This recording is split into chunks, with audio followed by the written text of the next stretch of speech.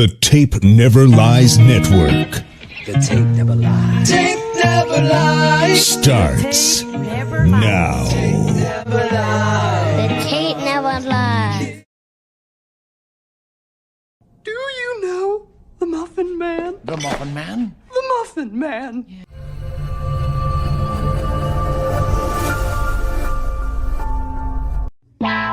Draft Dr. Phil and the Smartest Man. Keeping it 100. Keep it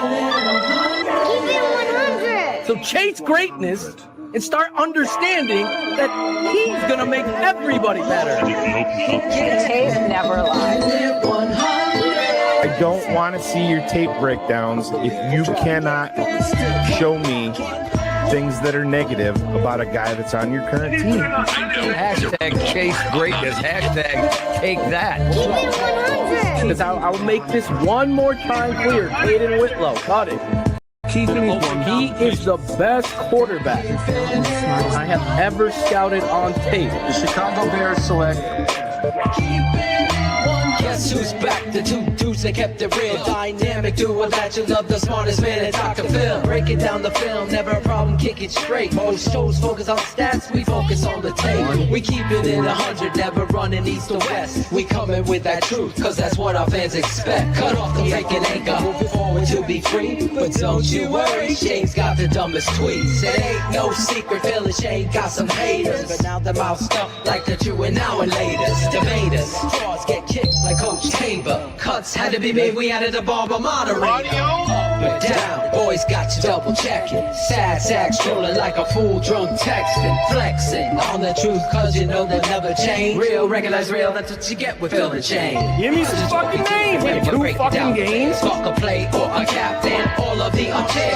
The tape never lies, the truth you see. We laugh, we lie, so there's no babies like Maybelline. Straight to the truth with acumen and facts. We got a stat nerd, but he's not just giving nerd stats. Car crash, big impact like trip sack. Every Wednesday night you got the smartest man Phil back. Now we know you're smiling like a fat kid with fun did. We're back better than ever and we keeping it 100. Keep it 100, baby. Keep it 100. Draft Dr. Phil and the Smartest Man. 100. Keeping it 100.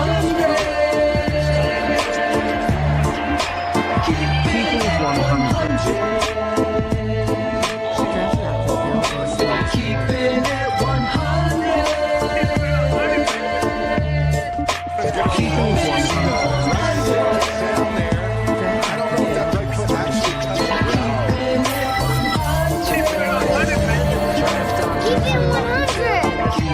it 100. Yeah, exactly.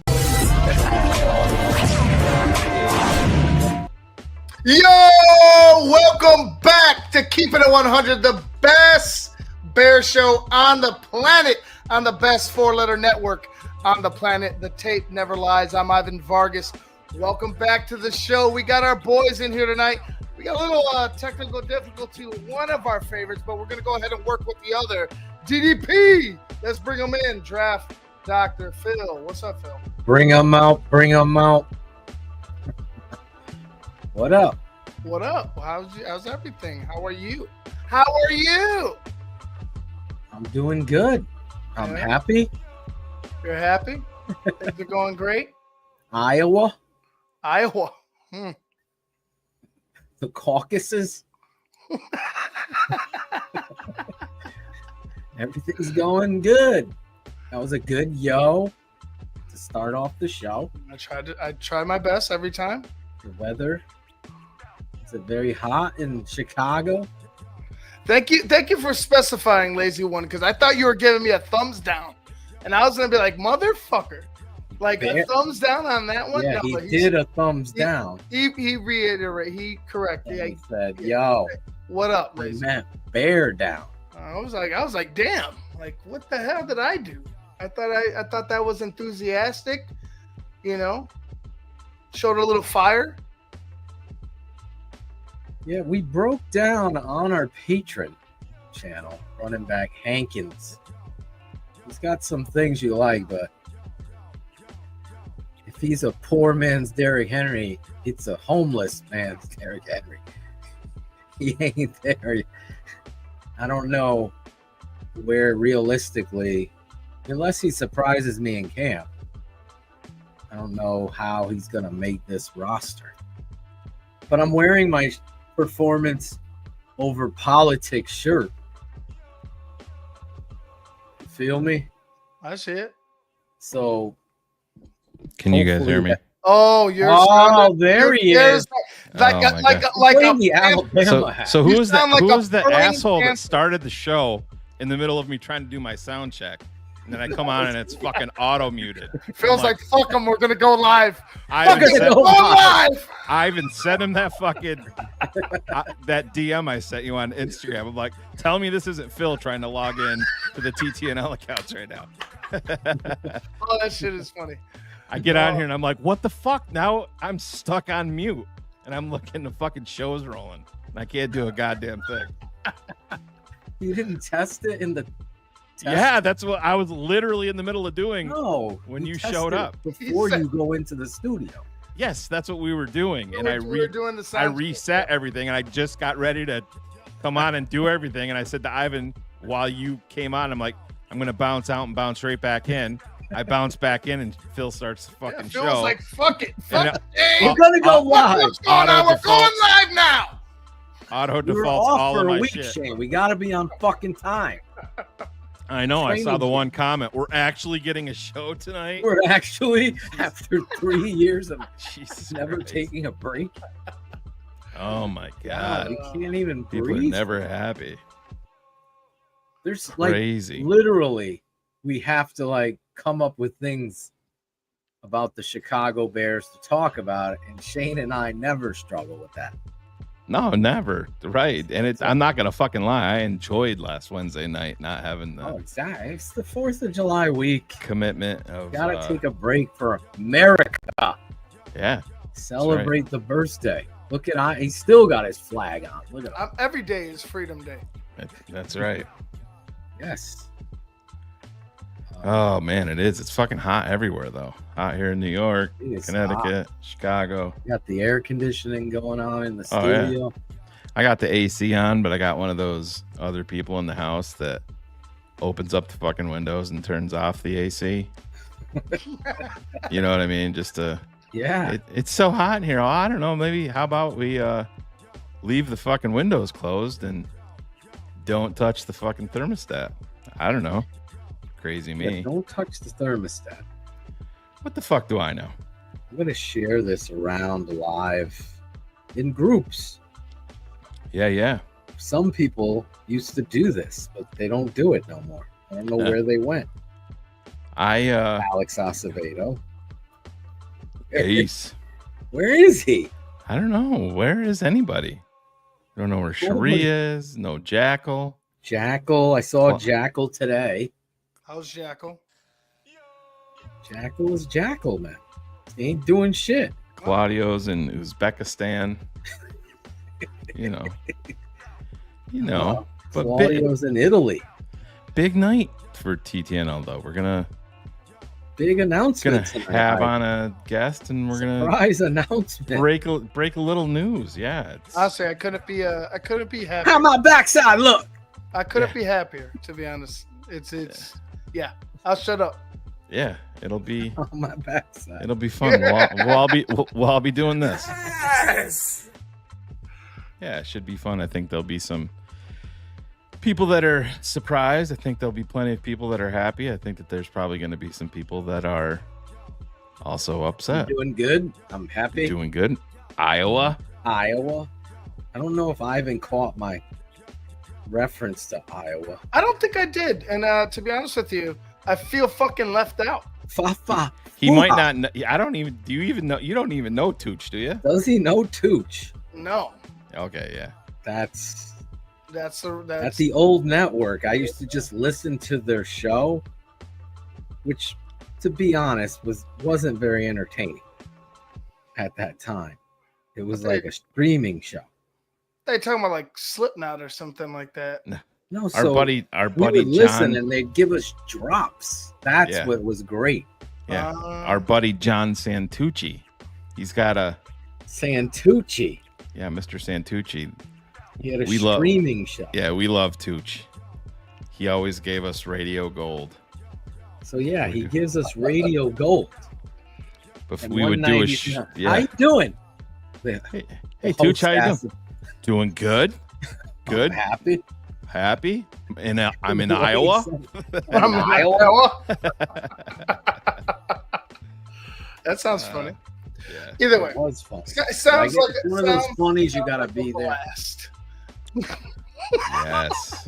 You're an ass. It's a blast. Everyone's happy in the chat. What you got in that red Solo cup, Phil? It's only Wednesday. It is nice cup of water, bro. Okay, water, nice. Yeah, Phil is not much of a.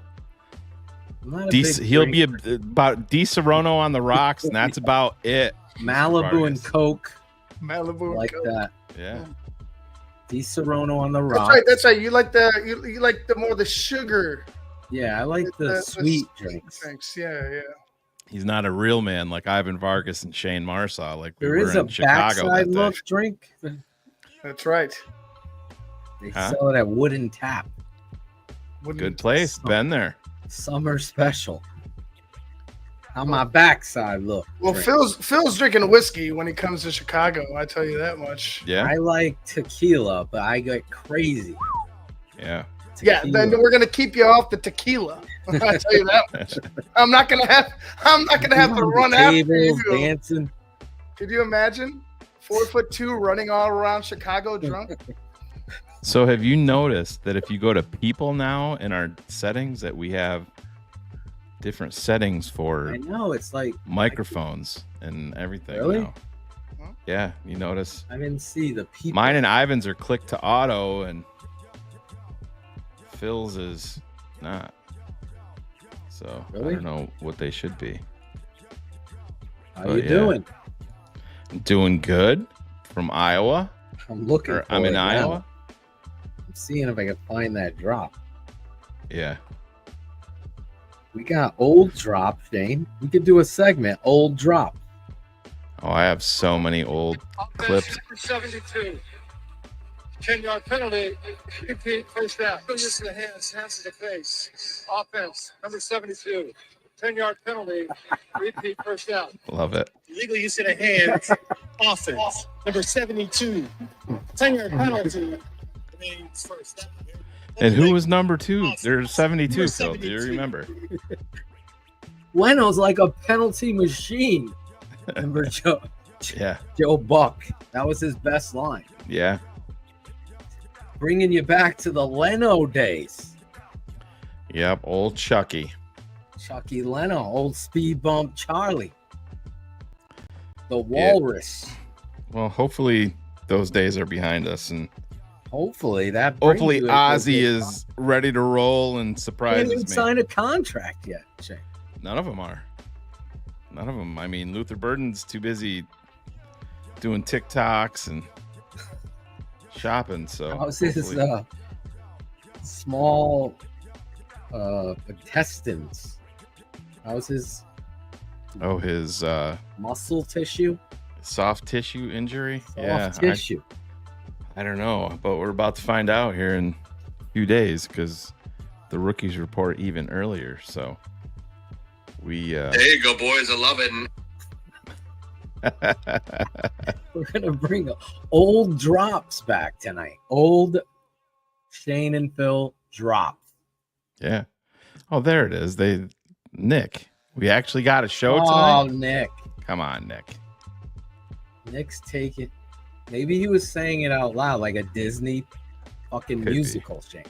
He's a regular. He's probably just I busting like. chops. Yeah, I think Nick is a good guy. I think this year Disney was the music. first year that we ever took 2 Wednesday nights off in a year. That's And they right. just happened to be not too far apart. Yeah.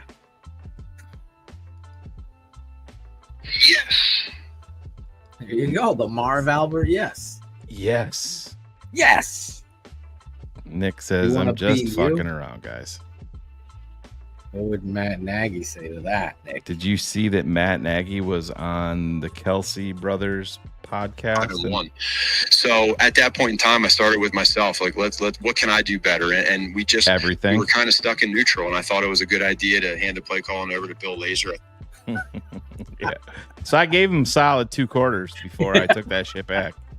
I'm doing good. I'm happy. But he was on with Jason and Travis Kelsey, and they're talking about the double doink, and that if the Bears, if that hadn't happened, that the Bears would have won all the way. And it's weird how they overlook, Kyle Long's brother, saying that Chicago just didn't have what it took up front on the offensive line because they were essentially called them soft. He was calling them soft.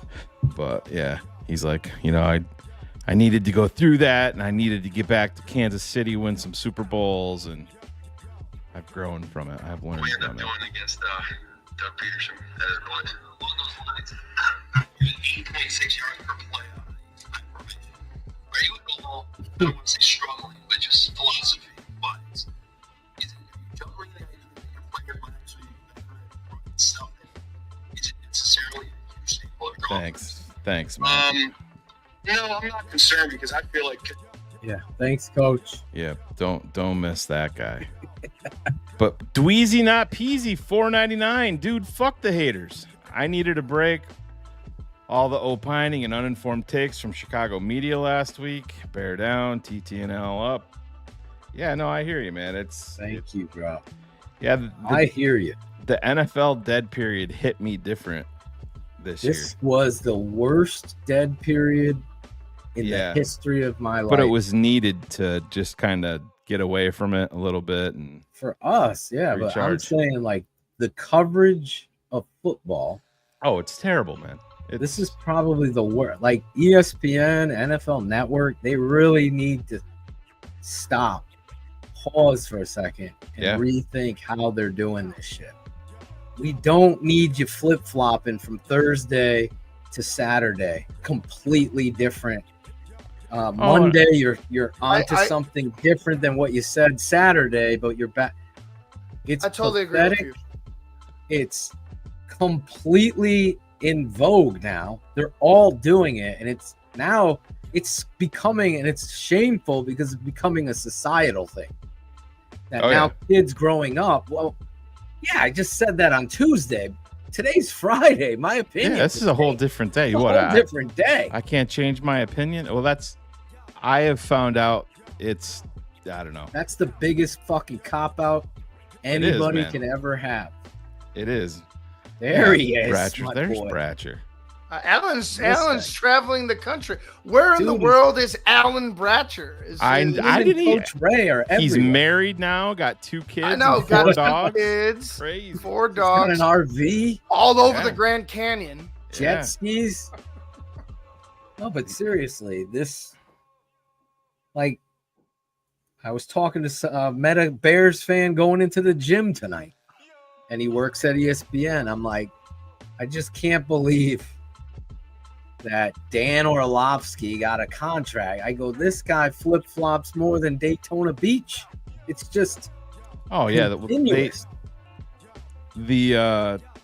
Big Cat and those guys they interviewed Dan Patrick, and they were talking about, when he left ESPN. He's like, he said it got so bad they would just get to the point where they would bring up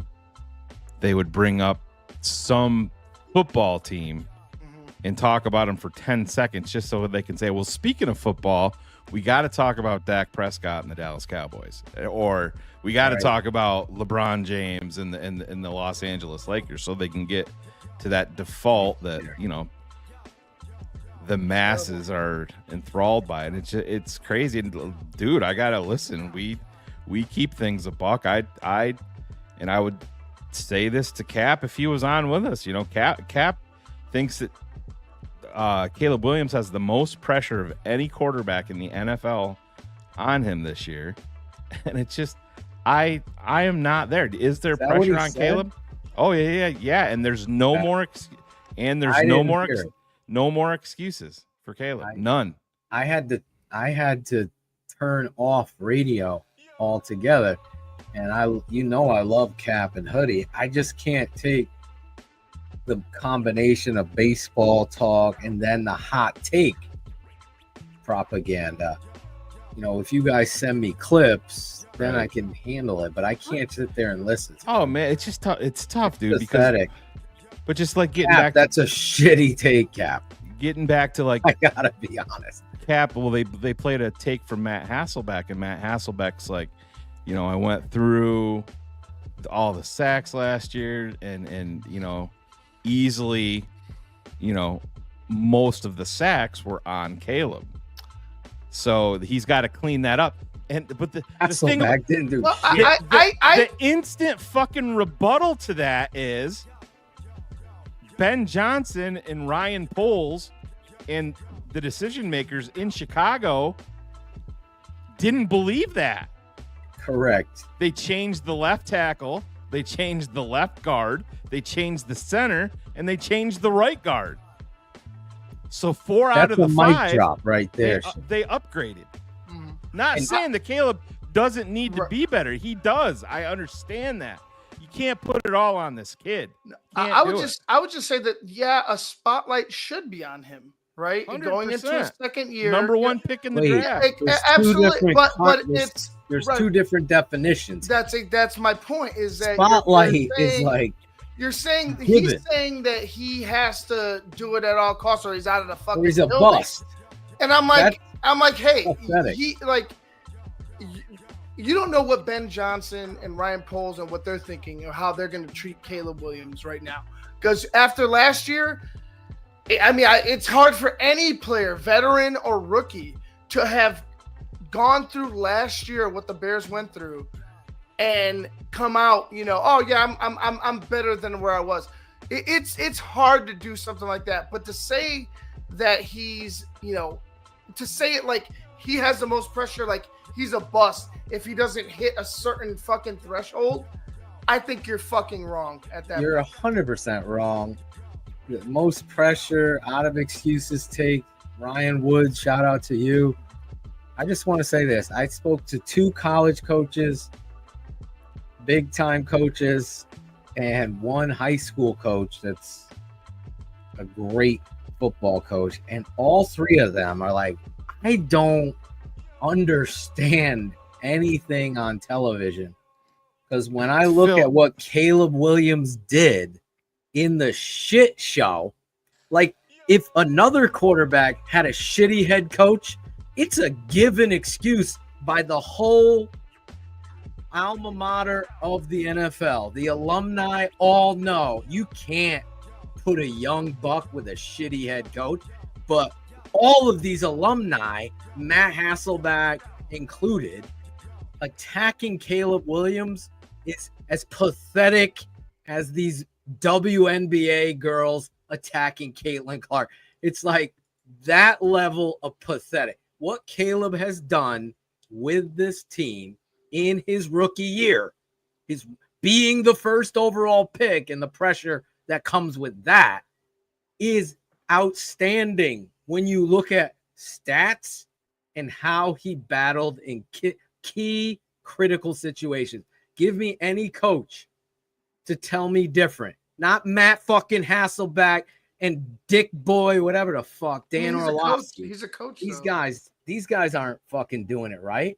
Oh no, that's not a coach. Trent Dilfer's Hasselbeck coach, ain't right? no coach. Trent Dilfer's coach. Sorry, Trent is. I was thinking Trent Dilfer. Sorry, Phil. But Courtney Cronin was on with Cap the other day when Hoodie had a day off, and she brought up, she's like, they were talking about Caleb and going into 2025 and all that, and Courtney's like, talking about can Caleb come back and have the year that Bryce Young did?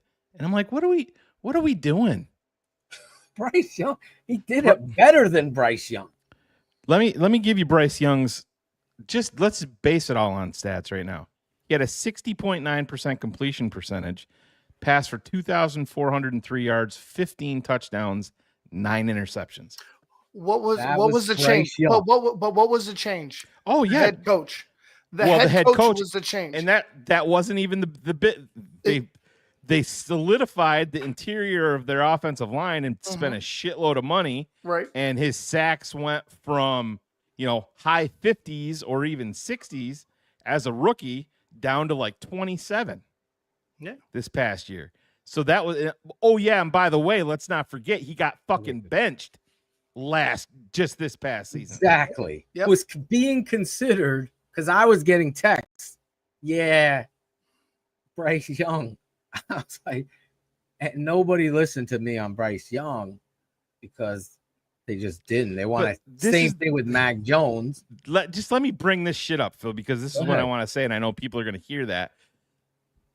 Me calling out Cap and saying that I don't agree with Cap or bringing up a Courtney, that isn't hate towards Cap or hate towards Courtney. This is the part where people cannot separate shit. Or he was on here. Exactly. The same thing. Exactly. And they hope if they have a level of integrity, anybody, I break your ball, we debate here, but if I break Adam Rank's balls and he's out there soft about it, and he's not right for this. Exactly. Those guys that can't handle or pathetically think they don't know who TTNL is, the whole fucking city of Chicago and Courtney would step up and debate and tell her thought process of where she was coming 100%. from, as would Cap, and that's the thing. I love Cap. Do you love your fucking dad? Do you agree with everything your dad said? No. You're gonna have fucking debates, but there is no debate when it comes to the hate.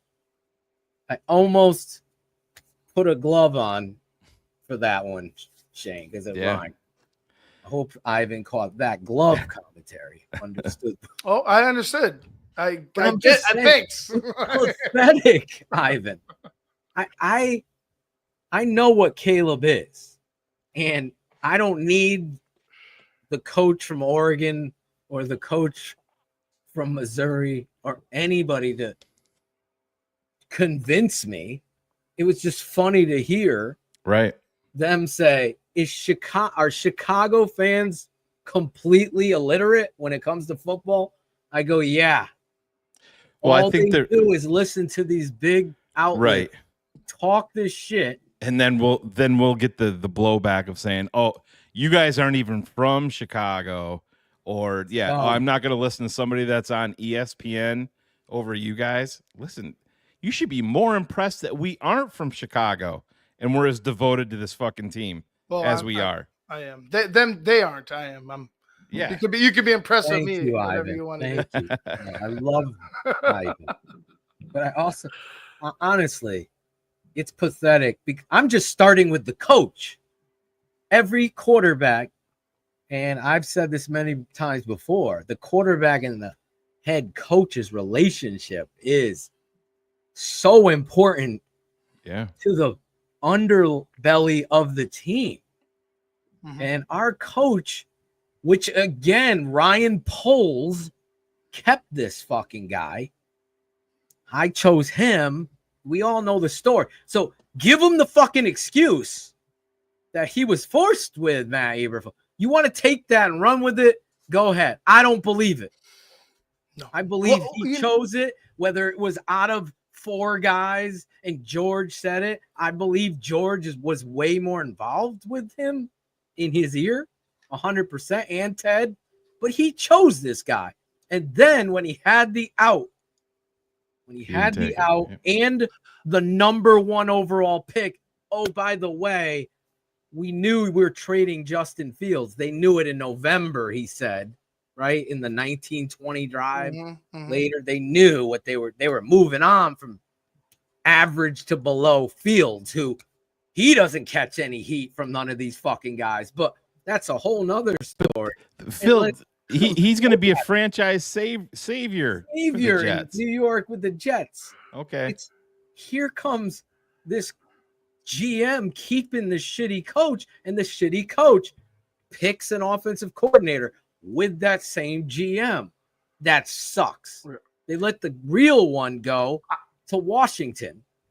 I don't believe Ryan Poles doubles down if it wasn't his choice. on Matt Eberflus. 100%. And the reason why it was his choice, and you could, I wanted, and I know it sounds crazy, but I wanted, what was the ex-Lions coach, Colts coordinator, Jim Caldwell. Yep. I was like Jim Caldwell, because Jim Caldwell will recognize if the quarterback knows what the fuck he's doing or not. That's who I wanted, because of that connection to the offense, and you just invested in a quarterback. Regardless of that, what I wanted, Ryan Poles chose somebody that was outside the box because he did not want to be controlled, which I give him credit for, but you chose wrong. You chose right, wrong. and I don't think we can overlook the Trace Armstrong effect. Right. No, absolutely. First time young general manager. Right. Hey, I'm gonna, I have a connection to this franchise. I'm not gonna steer you wrong. And I mean, it never felt right from the you guys can go back, and we did the introductory presser here when they hired Matt Eberflus, and I still remember he gets up to the podium when they announce him, and he sits down and awkwardly looks at the media, and he goes, "What, you guys aren't going to clap for me?" And it's not what we're here. We're not here to. It's the fucking media that is covering the team. They're not there to clap for you, Matt. You fucking cornball. And I mean, you put the wheels in motion from Jump Street with an awkward fucking statement, and like everybody just kind of like froze, and he did the fake, holy shit, I shouldn't have said that laugh. It was just odd from Jump Street, man.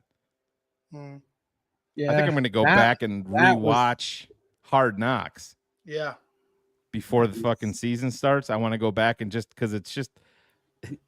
Shane, our Chicago Bears had, I'll quote Cap here, the worst head coach in the history of the Bears. Well, TTNL was saying that shit, right? I put my name to it, and we were getting clowned for it. Like, that's what we do. No. You know what we do? We smell out a fucking fraud. We smell that shit out.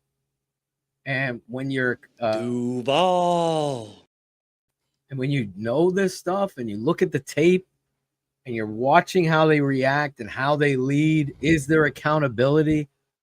I saw somebody in the chat say, I think it was Bratcher, talking about seeing Ben Johnson hold Caleb Williams. That's what players need. That's what they covet, Phil. They covet it. Covet it. Yeah, they've come out and say it. Greatest ever. Tom Brady. You think he's not yelling back with Belichick or his offensive coordinator? He understands there's a competitive thing, and there's things that you have to look at.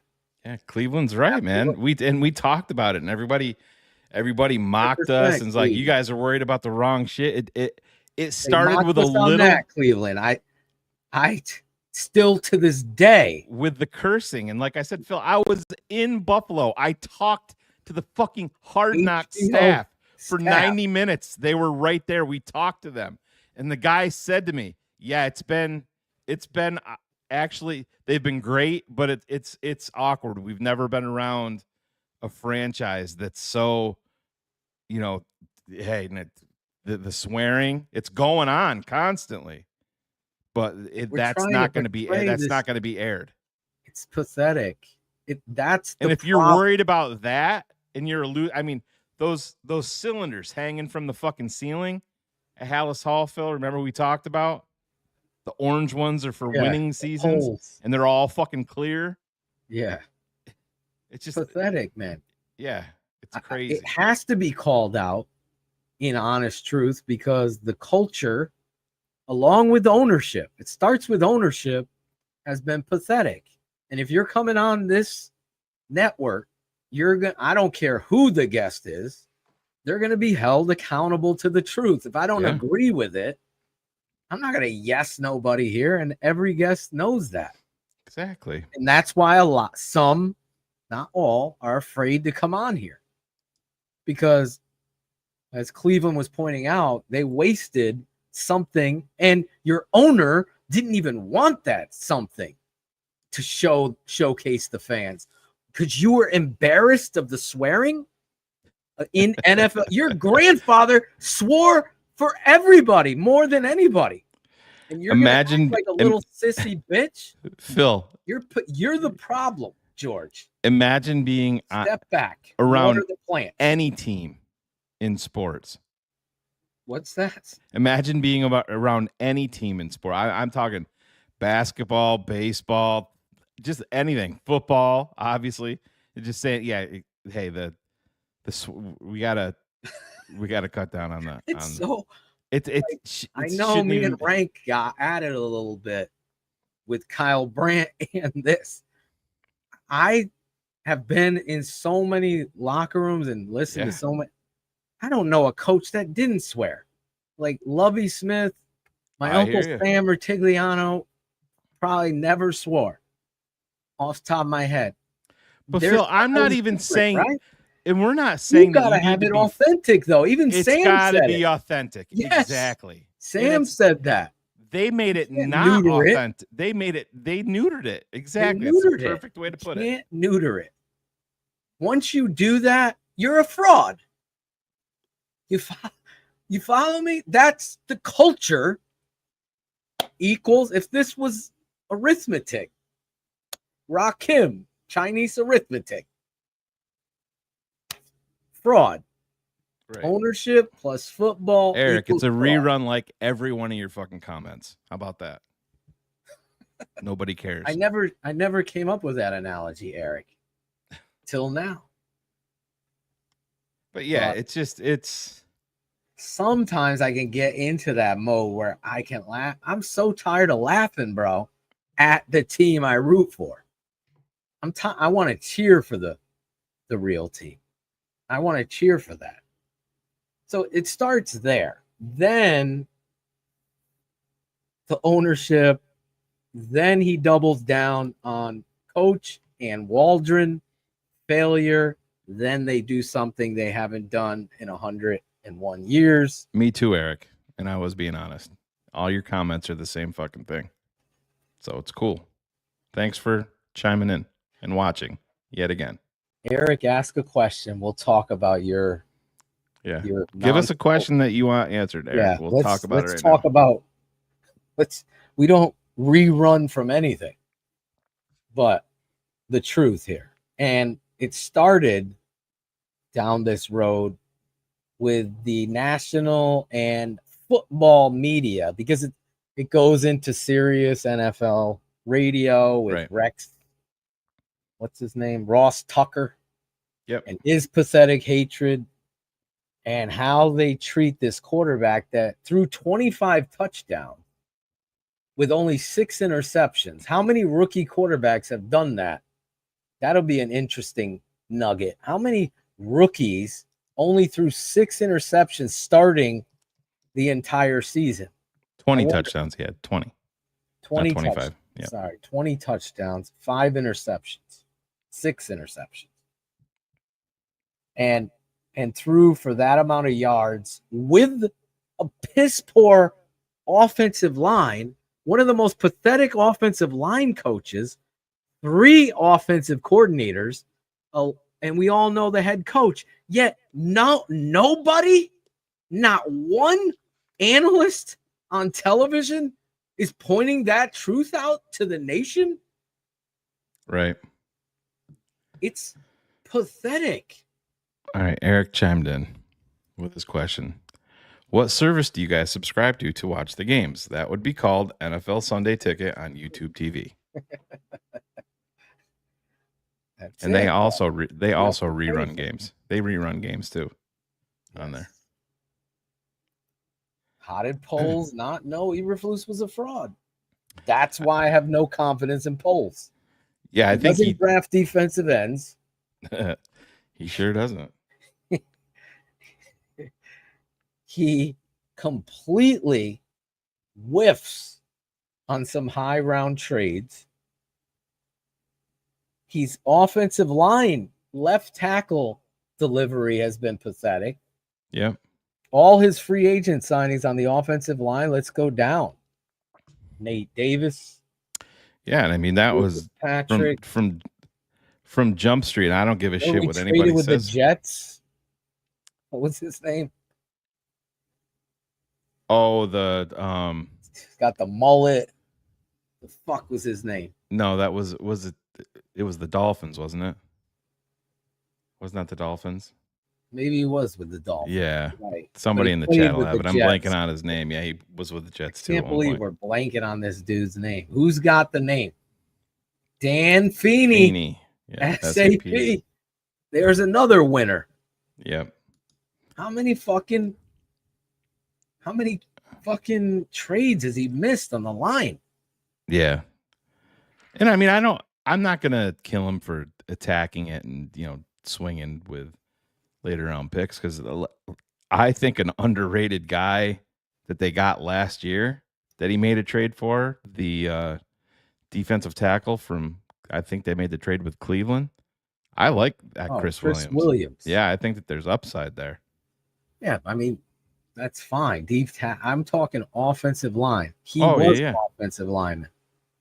But I mean, you have to give him you do got to give him. Gave us some love and was like, "You guys are right." He drafts linemen that play like him. Yeah, he does. Well, that was his thing. I think his philosophy was built around we're gonna get some under the radar UDFA type guys that are in here that are hungry, and we'll bring in a higher priced guy like a Nate Davis to supplement them, that's young and still has upside and can grow. But it just, listen, man, it doesn't fucking work that way.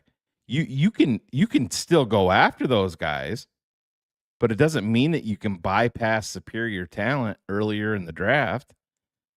And again, I don't want to rerun this through again for Eric, but it brings me back. Listen, I'm a Colston Loveland fan, but it's literally the same fucking thing, Eric, man. the rerun alley. It's the same thing. I have to rerun it through. I'll age myself with rerun the damn. Yeah. Isaac Siegel, $15. What would need to happen this season for him to show he could be a good GM and has learned from his mistakes, not defending? Just curious. This is a good question. It is. I don't think there's much of a chance. Joe Tooney has to be what Joe Tooney. Are we getting the Joe Tooney? Or are we getting the Joe Tooney on the slot? I believe that was a good move. Oh, yeah, me too. That's a trade. He traded for Tooney. And Jonah Jackson, do you think Jonah Jackson is here if Ben Johnson's not the head coach? My guess would be probably not. No. So that is clearly, thank you, Shane, a Ben Johnson thing. And I think Joe Tooney is a Ben Johnson thing.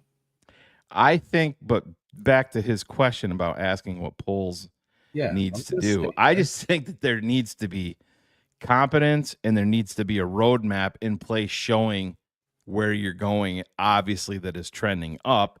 And I think that you have to get to mid-season and beyond and say, all right, we know our quarterback is going to be here for the next 12 to 15 years. That's a layup to me. Caleb avoids injury, sure, but that's what I'm haters. I can't wait till they come back to see me. All these little fucking haters. I can't wait for them to come back and see me about Caleb Williams. Right. You know what's got to happen to answer his question? Got to have a pass rush this year. 100%. You went in there and you completely ignored it. But the thing about it is, Phil, going off of that, if they don't have a pass rush, right? And let's be honest, when you say GM right in the when face. you say pass rush, 95% of fans or people that think that they know football, like our friend Greg Braggs, think that you're talking about defensive ends. You know what I mean? Not the interior. You went out and invested in Grady Jarrett. You went out and you drafted a guy in the second round. Turner. Right. Well, two guys in the second round. So that's most of their pass rush. And listen, you traded for Montez Sweat and paid him a shit ton of money. That's where it's got to come from. But they got to get just as much pass rush and disruption from the interior of the defensive line. Yeah. not just the outside. They ignored it. You're up at top. We would have taken, me and Shane are step for step. I would have been fighting for Mike Green. Yeah. And dealt with that because But the way the things unfolded, Phil, we both would have. Michael Williams would have been the pick of 10. The 1A right there, Michael Williams. And my draft would be totally different than this. This is gonna Isaac. That draft, if Ozzy Trapillo comes in here and plays like Charles Leno, he's got to start. He's got to. Or sitting on the bench, then he fucking whiffed again, drafting guys that play like Ryan. Listen, play like Ryan. You can't have Does he swear? You can't have 3 second-round draft picks in a draft and come away just with guys that are in the rotation. Trapillo's got to start. If he doesn't, again, it's a problem. Yeah, it's a big problem. Those are truths. There's no pass rush. Hopefully, Montez Sweat does it. And obviously, I like the kid from what's his name, Hardy. I like him. They're moving him to linebacker. I know. I don't get what's going on. Yeah. We tricked the world.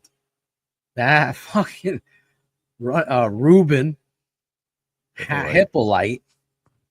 I don't see it. And I don't give a fuck what anybody does in shorts and a helmet in spring. You better be fast in shorts and a helmet. Exactly. You better be. Put the pads on and get a free fucking guard. Tooney's coming up on him. He gets washed the fuck down the field. Okay, all that speed goes to 0. So please, I don't fall for that great white hype of the fucking spring season and blah. Caleb threw 2 interceptions today. Yeah. But you asked for more. You asked for more. Let's throw 8. No. Who gives a fuck? He was 28 out of 27 in 7-on-7 today. Great.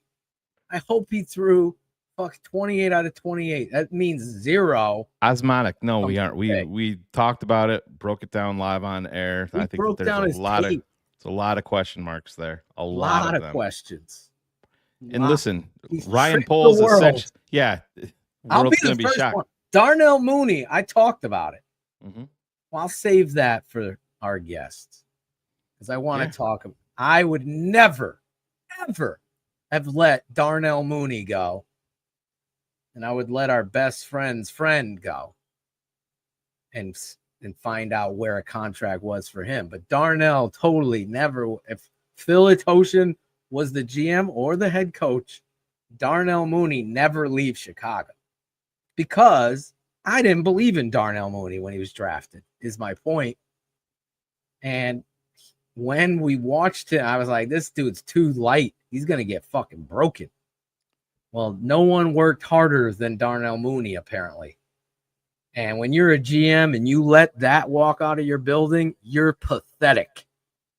You're pathetic. You don't get where the culture needs to be. You keep these fucking selfish, narcissistic players in your locker room with a piss poor head coach, and you get what you get. A fired head coach mid-season, no swearing on Hard Knocks, and we can't let our friend Greg film fucking training camp in 7-on-7 drills because we got a bigger strip. God forbid we let anybody see a highlight. But anyway, that's my mini rant, Shane. There is your mini rant. And let's bring out, do we have an intro for this guy? We always did. I produced one, and you don't ever let it go and play because it was too praising. It was too much good praise. No, Oh my God, Greg, droning on and on. Shut the fuck up, dude. Hey, there he is. Take that hat off. Show the new dome. I like it. Oh, there he is. Growing in. Fucking Eminem's cousin. Yeah, a princess unicorn here. Call him Pimple. Oh, God. MC Pimple. Always something. Did I ever tell you when I was in Chicago, I was in a bar with Greg, And did you pop one of his pimples? For we were real? trying to get the one on his eye, and he got mad and he walked away He and went gets into the insane bathroom. about that He shit. went into the bathroom and tried to rip it off himself. Did he? Well, it's not like it's like a permanent. See it here? It's like a permanent stop. That's the thing. Yeah, and It still it's just lives? there for Jenny's been trying to get me to pop it for years. Steph, But it's you not have like to a give you a pop. facial, You Greg. can't pop it. You have to cut it. And Right, then it has to be squeeze it and it'll removed. pop out. Right. And I like it. Let's just leave it. Yeah. Nobody builds sees it character. anyway because they get lost in my beautiful blue eyes. So Yeah. You know, Carm said that thing on your eye is a better quarterback than Caleb Williams. Carm has his quarterback. His name is Tyson Bagent. Yes. Oh, we are aware. And Tyson was talking about Mooney. Yeah, exactly. In that great job that you guys did over at CHGO. Yeah. That interview was great. But that part I had never seen until today at the gym. It popped up on my feed. I was on the stair climber and I'm like, I'm getting fucking pissed. Because here's Tyson Bagent telling a story, and I don't know how many people saw it. Millions probably have, but they lose to somebody, and Mooney gets off the plane, calls up Tyson. What are you doing? Nothing. Come down to the facility, and they go after a game and throw 100 balls of him just running 100 miles an hour. You are that kind of guy. Has that Jordan competitive, Walter Payton competitiveness. Right. The Bears don't have those guys. They have those guys that have been good their whole life, and they accept it and expect to be treated a certain way instead of being a worker. And that's where we hope your GM and your head coach find those types of guys. Those are the guys we all love. That's what builds championships, the Wes Welkers of the world that are undrafted and work their ass off. My buddy Wayne Corbett at Hofstra, teammate, what he did, he became a fucking 4-time All-Pro. Wasn't drafted, but no one gonna outwork him. He would go put this fucking jugs machine up to 60 miles an hour and I'll stand 10 yards from it. And thing is whipping at it. He'll catch it over and over so he could be prepared. That stuff just upsets me, Greg. And a great job by you guys that the GM let that kind of guy go. And we saw the problems that transpired. There's a certain level of character a competitor has. He won't let that shit go down, even if the coach is allowing that kind of shit. And those are the type of guys you need in your building. Yep. Well, all the credit to Carm. I mean, obviously he made the trip all the way out to West Virginia, and he's cool with Travis and Tyson. Those guys are good dudes. We've had some interactions with them in the past, and they've always been good to us. And so for them to welcome Carm into their house, and Carm did a great job with all that, and it sounds like he had a lot of fun out there as well. And Tyson's an easy guy to root for. So as much as we like to give Carm crap for his affinity for Tyson, I think we are lucky as Bears fans to have that guy as our backup quarterback. So. Absolutely. Carm should have listened to me on leading up to the draft. I would have told him all about Tyson Bagent because nobody else was talking about him. Yeah, exactly. So how are we doing, boys? We're doing great. We're glad we're rerunning. Yeah, we're rerunning. We're just rerunning a show. Rerunning. But we why? What happened? What does that mean? We were talking about we were defending Caleb. Oh, I thought you meant like you ran a show that never like had a glitch because we're talking the same thing. Yeah, I was gonna say when I came on, I'm like, damn, dude, can we get excited? Training camp is like 2 weeks away. We gotta set the fucking. I was like gonna jump off a cliff when I first came on. Listen, I have to set the table appropriately. That's right. Set the tone. That's right. You have to go into camp, Greg, not falling for the mystique and the pom-poms and the smoke. We've been here many, many times We've before. been there too many times, and you admit it all the time. We fired Lovey. We got an offensive mind here. This is they awesome. sucked me back in, Phil. No. We just need a grizzly veteran coach. You go film everything you want and put it on fucking whatever. Do it. Well, I mean, I'm with you. I said that if you watch our show today, we got into I think it was the ESPN article where they ranked the Bears skill position at 26th in the league. And, we had Jake Flanagan, our boss, on today, and Steven, took exception to it as well. The Saints were ranked ahead of the Bears in terms of skill position at 25th. And ultimately, while I think some of that is rage bait, clickbaity material, 100%. and they know the Bears fans will eat it up and go crazy with it. At the same time, I kept kind of saying, just trying to be fair to the other side of the coin, the Bears need to prove it, So if you have a list like that, that leaves out the coach with Ben Johnson, the upgrade on the offensive line, and doesn't talk about the quarterback and throws all that out. DJ Moore had a down year last year. Rome Odunze hasn't proven anything. Nope. Luther Burden could be very explosive and an X factor for the team, but he's got to prove it. We haven't even seen him in off-season workouts. See him on TikTok a lot. Well, Komet had a down year last year. Colson Loveland hasn't had any workouts in the offseason, has yet to practice with the Bears. So, and then obviously DeAndre Swift had a down year, and everybody seems to be down on the running back room. And so ultimately, while you can pick nits on where they should be ranked from a skill position in that article by Bill Barnwell, whatever. But the point is, and I'm with you, and I am with you guys. I guarantee 2 weeks into camp, you guys are going to have to talk me off the hype ledge again. We all know. But that's the thing, Greg. You and I have talked about it plenty of times, off air. But you're going to be there. You're going to be at camp, and if you see any semblance of the shit that we've seen before, you're going to go in complete internal meltdown mode.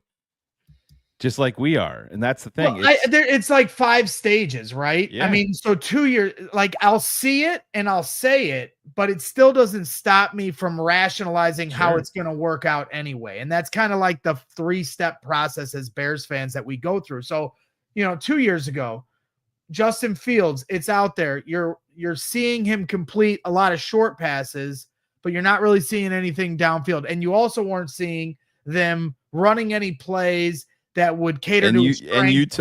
And you took a lot of bullets for talking about that. Right. I was saying they weren't connecting on anything deep.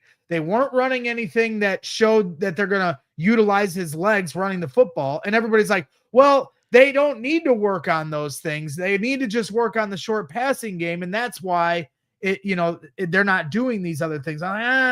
So, but then when the season starts, it's like, all right, we're starting against the Packers. We have the better quarterback. Because you kind of trick yourself into it. Sure. And so, and last year was the same thing. You go to camp, you're excited, but then all of a sudden you're like, wait, why are we taking an hour and 20 minutes to start practice? Every day it's like walkthroughs for an hour and a half. But then the season, right, when you start to get to the season, you're like, we're good. We're going to win 10 games. So it's like, I think for me, it's always a challenge. I can identify certain things, but it's never enough to stop me from rationalizing why it's still going to work out. Because ultimately, as fans, and I'll always be a fan no matter how much I'm in the media, it's one of those things where I want to project the best case scenario outcome. But I think all of us have learned to accept and understand that not everything is going to work out the way you hope it does. What you hope is half of the things you need to work out the way they do. And then you might be in good shape. And it felt like nothing worked out in the Bears' favor last year. Yeah. And so I think this is a great point right here by D. Levine. I have faith in the coaching staff, and I haven't been able to say that for a long time. And that's the thing, we look back at old staffs and other coaches that have been here.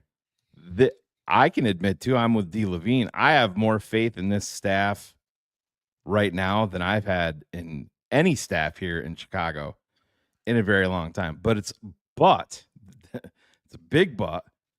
I'm also not, I'm done pushing the fucking hype train with myself until I need to see what these training camp practices are like under Ben Johnson. Because to me, it's going to show a whole lot going forward. Because I think back to when do you remember Matt Nagy? Hey, we got to get these guys calloused. That was the fucking phrase that he used. Well, that's the point, right? They didn't do shit. The first year of Nagy when he wins Coach of the Year, Yeah. I'm at camp. This is that was the first year we met. That was the summer we all met, the three of us. Yeah. I'm hyping up camp. Nagy has like this totally different vibe to everything that's going on. They even at one point were running like the Oklahoma drill. I remember capturing that on video, and it was like, wow, there is a certain intensity going on. And they carried that over into the season, and a lot of things went their way. When you talk about needing a lot of things to go right, so much did for the Bears that year that led to that special club dub type season. But then we entered the next offseason. We get to training camp, and the three of us are sitting there like, they're not playing their guys in preseason. This is a mistake. But Phil, to his credit, was the only one that stood his ground and said, this is going to be a problem in the season. I recognize it. I was saying it, but I was like, we'll be all right. Bears were good. He's coach of the year. He knows what he's doing. Right. And so you do get into a trust in Nagy, trust in Ben, trust in Justin, trust it. You know what I mean? And it's a rationalization. That's what it is as Bears fans. So I'm excited to get there. It'll be the first time I get to see and hear this coaching staff that everybody's kind of lauded as, how they're holding them accountable. Right. I thought tomorrow it's going to air. We recorded it yesterday, but Jason McKee joined Lance Briggs and Jerry Azuma for After Dark. We had to record it a few days early for some scheduling things here coming up at the end of the week. And I'm going to Windy City Smokeout if anybody's going to be there. And so Jason McKee even said he handles practice so much differently than this last coaching staff, where these guys weren't doing any. And like hearing that's a former player. Tom Waddle said this. Tom Waddle said, he goes, his exact words were, I was at a Ben Johnson OTA for 10 minutes, and it was the most professionally done practice that I have seen here in Chicago in many, many years. And that's a rookie / veteran OTA. Right. And Waddle doesn't sugarcoat it, right? Right. And so that's all encouraging. And it's so, but ultimately, like what we're talking about is us not getting lost in the offseason sauce, not drinking the Kool-Aid, not blowing the hype train whistle. And I'm going to do my best to hold serve to that promise. I said I wasn't going to do it all offseason to start the year last in January when the season ended. And I think that's probably best for everyone, including the team, where last year at this time, we had Keenan Allen, DJ Moore, and Roma Dunze saying, hey, who's going to be first to get to 1,000 yards? Right. They're on Hard Knocks, and Caleb walks out to the Jordan music. Yeah. And, there's so much stuff. And, hey, sports are supposed to be fun. But at the same time, at some point, this franchise has to lock in and become a winning organization. Yep. And so I don't think anyone's doing anybody any favors, team, coaches, media, fans, if we put the cart before the horse and we're all hyping it up. I mean, none of us really have an effect on any of this, and it's all talk at the end of the day. So maybe this is just my superstition coming out, but I am going to do my best not to jinx it, because my big mouth the last few years, I feel like, is jinxing things. So I'm just going to shut up and let me be the professional. They have done dick. That's it. If Yogi Berra was here, that's what he would say. They have done dick. Now, yes, I agree with everything you guys are saying. Since Ditka, I don't know if I felt this confident about a coaching staff. That excludes Lovey, because there was questions with him, always with the offensive coordinator. You all know the story. So, yeah, on paper, this is where it's at. Now you hear something like that from McKee and Waddle, former players, football people. Once you start putting football first, then the rewards are going to be there in the holy city of football. And that's what I call it, because the McCaskies don't know how gold what they have is. It's unfortunate that they don't buy into the football aspect of it enough. Now, Kevin Warren here, we've seen this. For the first time in my life, I could say, okay, this coach, accountability is the number one thing, especially in a professional or college. You're going to have to hold the players accountable, all of them, because obviously there's another matriarch in, oh, this guy's a superstar. Like Bill Parcells with Lawrence Taylor. Lawrence was on a different level when it came to discipline, but it was a funny level. Still was there, but Lawrence could get away with something that somebody that was the fifth string running back could never, right? And it's unspoken, but it's there because the lines are there. For the first time, I could say accountability does matter. It's just not some fucking acronym that you're trying to spit out there. And what you're hoping for isn't just a lightning in a bottle year like the 2018 Bears had, Right. or the 2010 Bears had, or we get it once every 10 years. It's like Mortal Kombat. So it's like what you're hoping for is that this coaching staff and what they're trying to implement isn't just success for this year, but it's sustainable success that carries over. And again, where the Bears can become a winning organization. So, we all are impatient, this process of what the Lions have become the last 3 years that led to them becoming a 70 touchdown team last year. And we're all trying to project what Ben's going to bring into the Bears. And that's where I just think we have to have conservative expectations. Doesn't mean you have to lower the bar of, playing football the right way, but and it's tough because they have a roster that's ready to win. You're playing JJ McCarthy week 1. There's no excuse to lose to a rookie. None. On your home turf, so it's like away we go. You got a first-year offense, a first-year head coach. You got to cut 3 rookies potentially starting or having significant roles on the offense. You got a new defensive coordinator. You got all these new pieces on the defensive line. You might have Ruben Hippolyte starting as your Sam linebacker.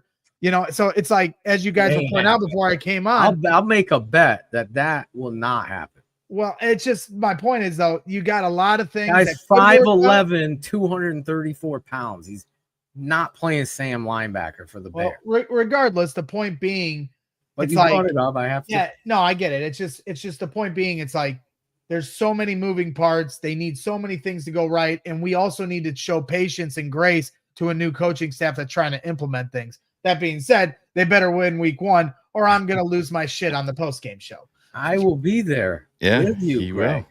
will. Yes, I can't wait. I cannot wait. Speaking of that, let's not bury the lead here before people start to get pissed. We can do this here.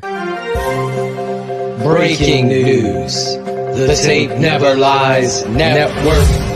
Breaking news. That's right. That's right. I'm excited. I'm excited to announce that, Hogan Johns is coming over to the Tape Never Lies Network. Congratulations, guys.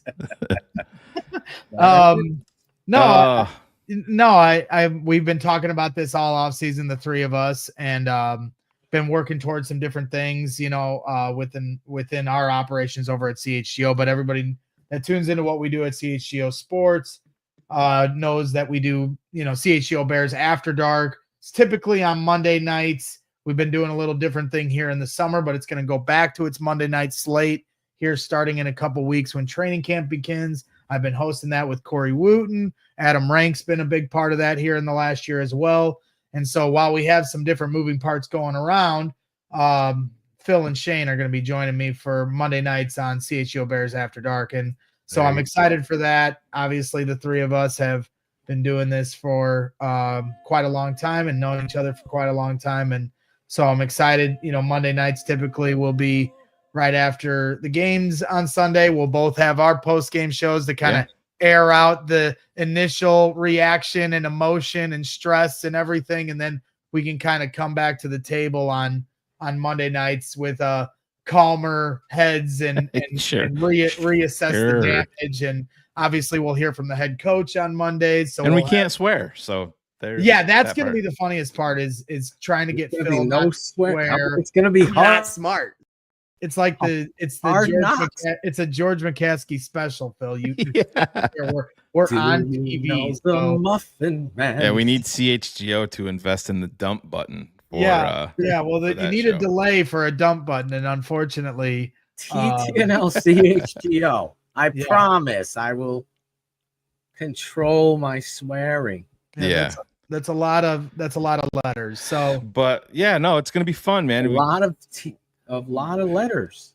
we've talked about this for, a long time, because way back in the day, we used to do a show, we were the Beatles at one point. I think Dan Aguirre said, right? We broke up the Beatles.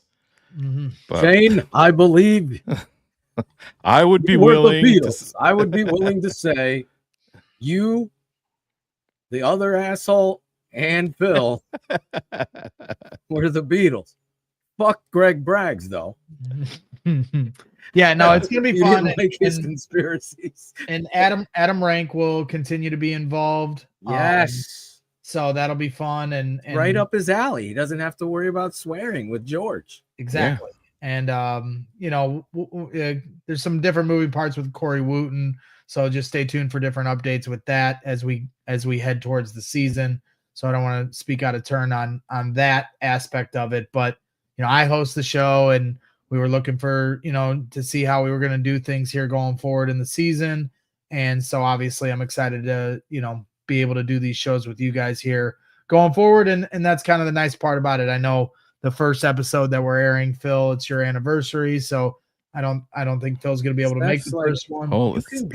That'll be my shining fucking moment when I you better get everything you need out in that episode, Shane. I might you be will not there be that talking. You won't have any airtime. Oh my god! Between Rank and Phil and Braggs, yeah. Whenever I talk, it's just going to be a lot of.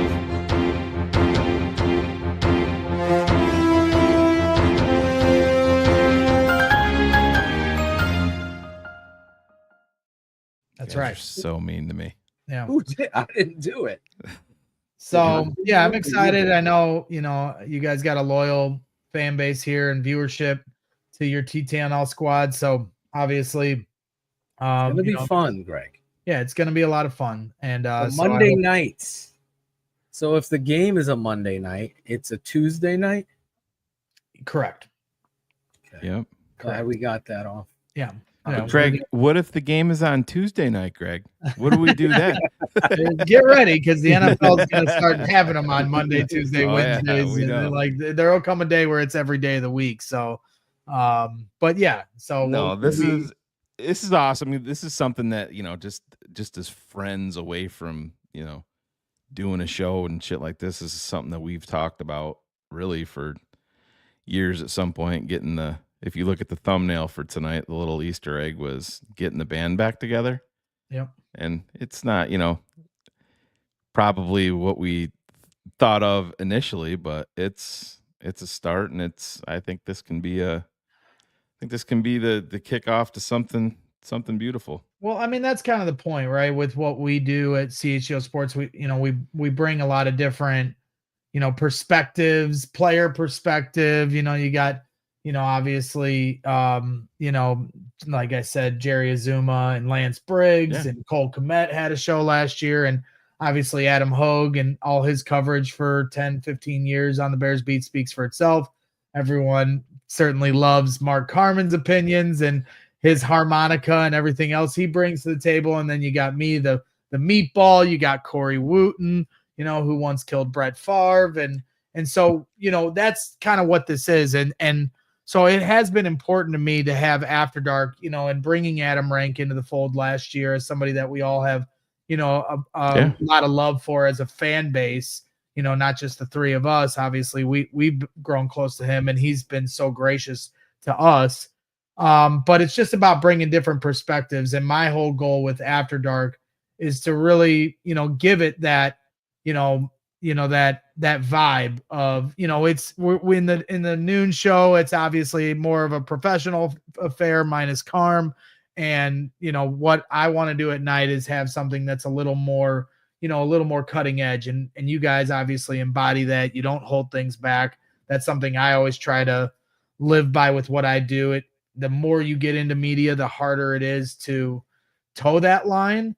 So it's just one of those things where, I'm excited. Allowed to criticize Mark Carman on the show. You are allowed. I mean, that's the first thing we should do. Every week we'll break down Mark Carman's worst opinion. And I couldn't do the show.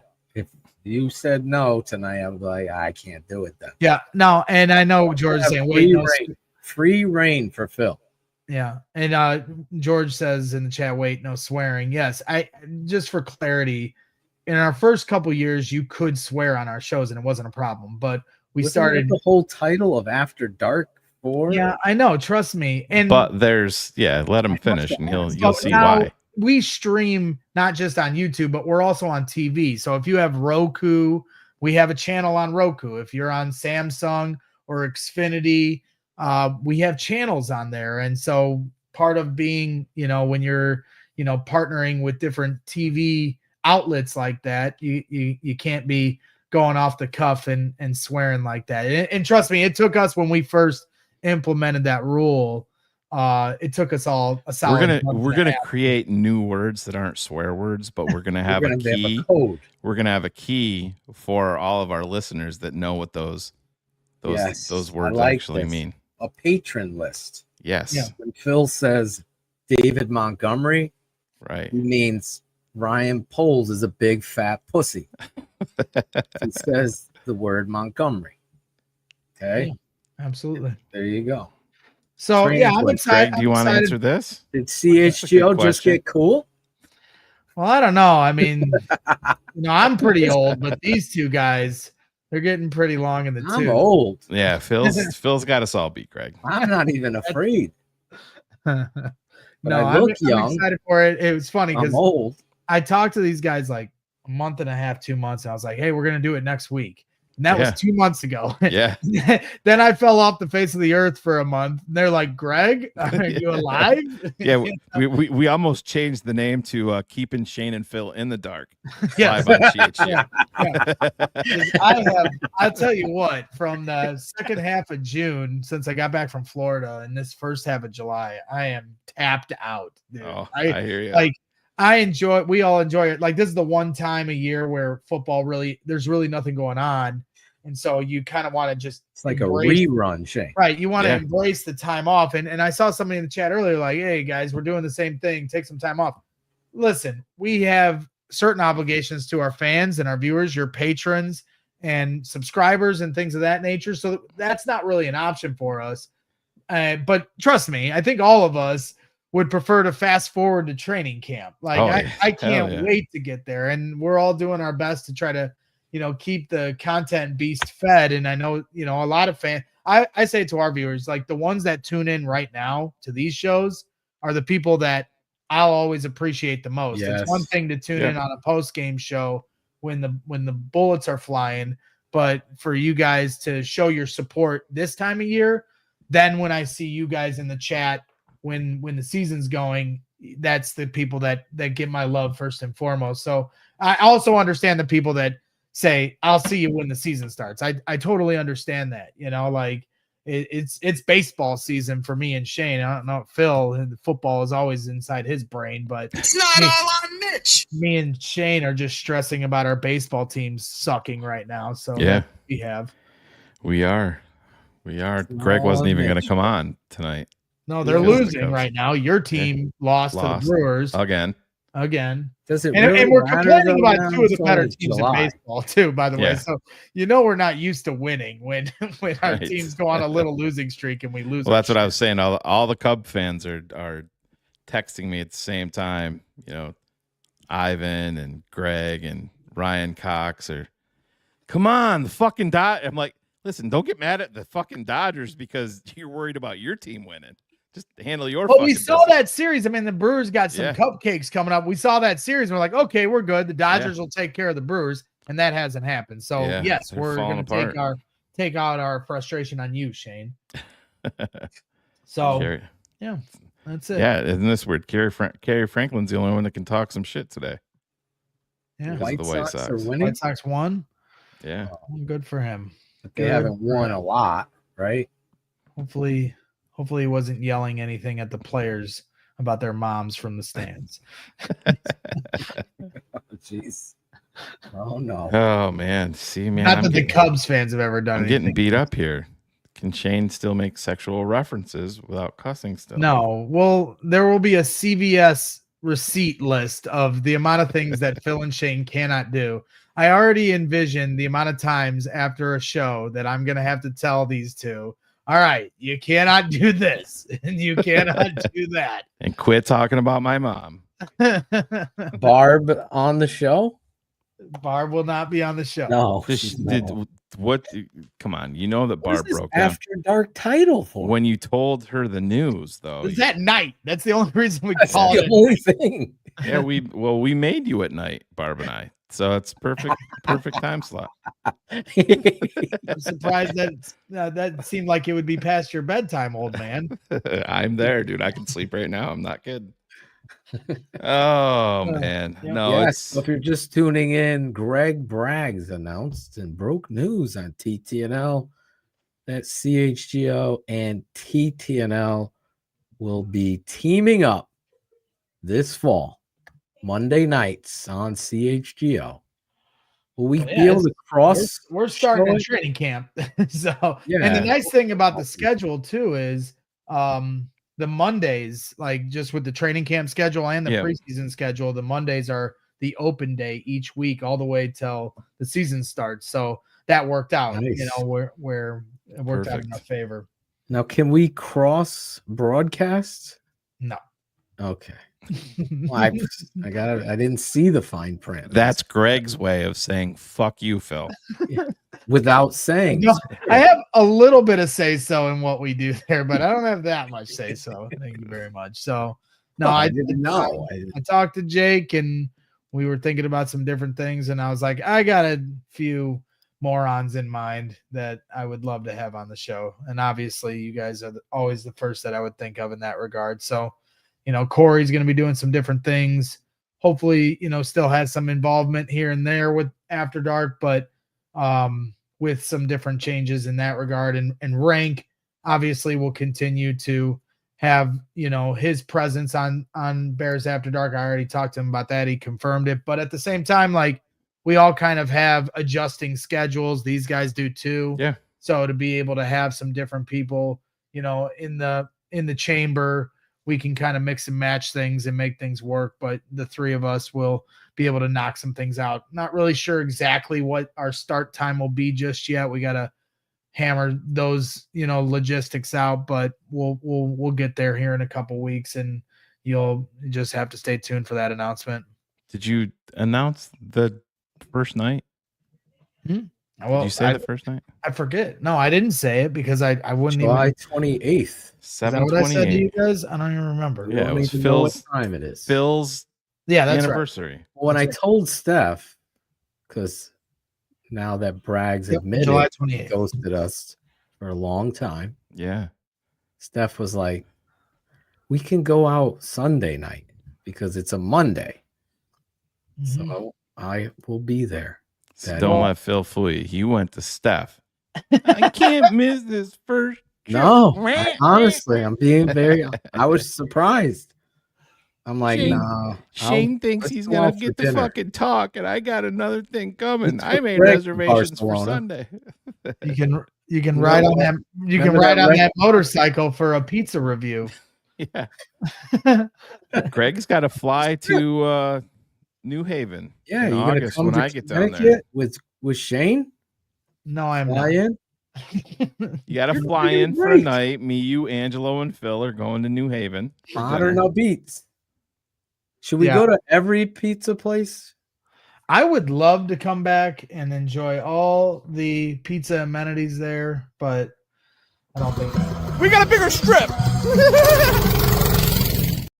Imagine Greg riding with. Oh Angelo. my gosh! That would be I would totally, just for the content, I would ride nuts with Angelo to whatever food review he wanted. No doubt about it. Both of you driving up to Taco Bell, that would be an instant classic. Yeah. Do you know how many times I've tried to get him to go through the drive-through? We were willing. I told him, like, we will buy you a GoPro. Yeah. We'll mount it on your helmet, and you're just gonna go through the drive-through. But we're gonna tell you what to order. So. We had Greg going through a drive-through back at the old network. Yeah. We're at Taco Bell. Yeah. Oh, yeah, that's right. That's The right. lady probably knew his order. Greg, you're back. Greg's back. He built my Crispy mailbox. Crunch Wrap? Greg's back. Do you have your $30 ready? Yeah. So no, I'm excited. Baja Blast. We're a few weeks away. The first. So when we have our first show, the 28th, there already have been 2 public practices that have taken place. So, be able to bring some insight, at least from what I've seen. These guys will You be at both of those practices, Greg? Yeah, for sure. So will you be filming and sharing? I will not, No. or I will be shot on site. Really? So, yeah. So fuck you, bullets. Is that your voice, Shane? Oh, you didn't hear that? Bullets is a renowned Cairo Santos hater. He thinks that he should be replaced. Yeah. Thinks that he should be replaced. So when he went out for that last kick against Green Bay, I'm like, he's gonna miss this fucking thing, and then goddamn Bullets is gonna take his fucking victory tour. And he kicked it. He kicked it through. So I screen recorded that ball moved a certain. Just a little fuck. Yeah. And it went through. They went live on the field, and Cairo's like, "What's up, Bears fans?" He's all fucking out of breath and shit. So I'm like, "Fuck you, Bullets." I got a fucking voice over that and say, "Fuck you, Bullets." Like 45 minutes straight when he sent it to me. So Shane, are you gonna come week 1, or is it just not week 1? I will be back though. I'll be back. Yeah. When we figure out a different time. I don't think I could. There's an outside shot I might be able to pull off week 1, but it's pretty unlikely. Well, I mean, we obviously need you there. Yeah, need you there. But I'm excited to see you, Shane or Phil. You know, we're gonna have a tailgate. It's a Monday night tailgate. You don't have to get to the tailgate at 6:30 in the morning. Oh my God! At what time I gotta be there for? Don't real? let Greg fool you. Greg didn't Monday have any night game. Greg didn't have any faith I was gonna be awake at 3:45 in the morning or whatever the fuck time it was. He first called me. Knocked it out. Hey, trust me, for week 1, Monday night, I bet you the first people rolling up in that tailgate will be 8, 9 a.m., something like that. Oh yeah, we're supposed to be there that early on a Monday. No, night? I mean, our tailgate won't start until probably like 2:00 or something like that. I mean, it's already listed. I don't make it there at that time. Yeah. So it's gonna be exciting. We get that first week. I know you're getting in late, Phil, but that first week it's gonna be great. There's Sunday morning. What? Sunday morning? Okay. Well, and that's what it's exciting. We got a whole day on Sunday to watch football and in peace before we press out about it. That's the best part. You were supposed to plan something. I was definitely thinking about going somewhere in the city where they're going to show a bunch of games. The one place I was thinking of that would be tight is the sports book that's attached to Wrigley. They got a ton of TVs in there. We can watch all the games. And Wrigley, I'm pretty sure they're going to have a home game that day, so the vibes will be vibing over there. So do we have cornhole, CHGO versus TTNL cornhole come? I don't have any. We're going to be drinking in our mouth holes. Are you smoking again? No, I'm not. But everyone always thinks I'm high. Every time on the show, they're like, or anytime we do one of those, cut a clip of me ranting about something like this dude. Hey, good job. The funny thing is, in that picture, that's like the least I've ever looked high. Like, I don't look high in that picture. I just look psychotic. That was, I think, right before. Where did you get the drop of him doing that? Was it like talking to his daughter? And you I think it was when she learned to swim, and I think she jumped in the pool or something.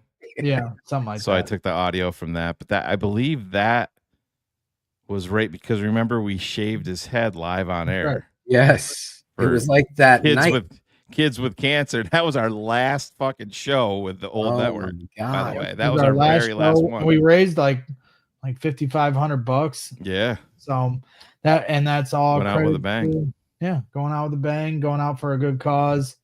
Pediatric Brain Tumor Foundation, helping kids with cancer. So, yeah, we definitely went Serious out to cancer, Phil. serious cancer. Yes. Exactly. What's my guy's name with the bags cornhole? My guy, Brian. Brian. Yeah, Brian Potter. I love Great that dude. dude.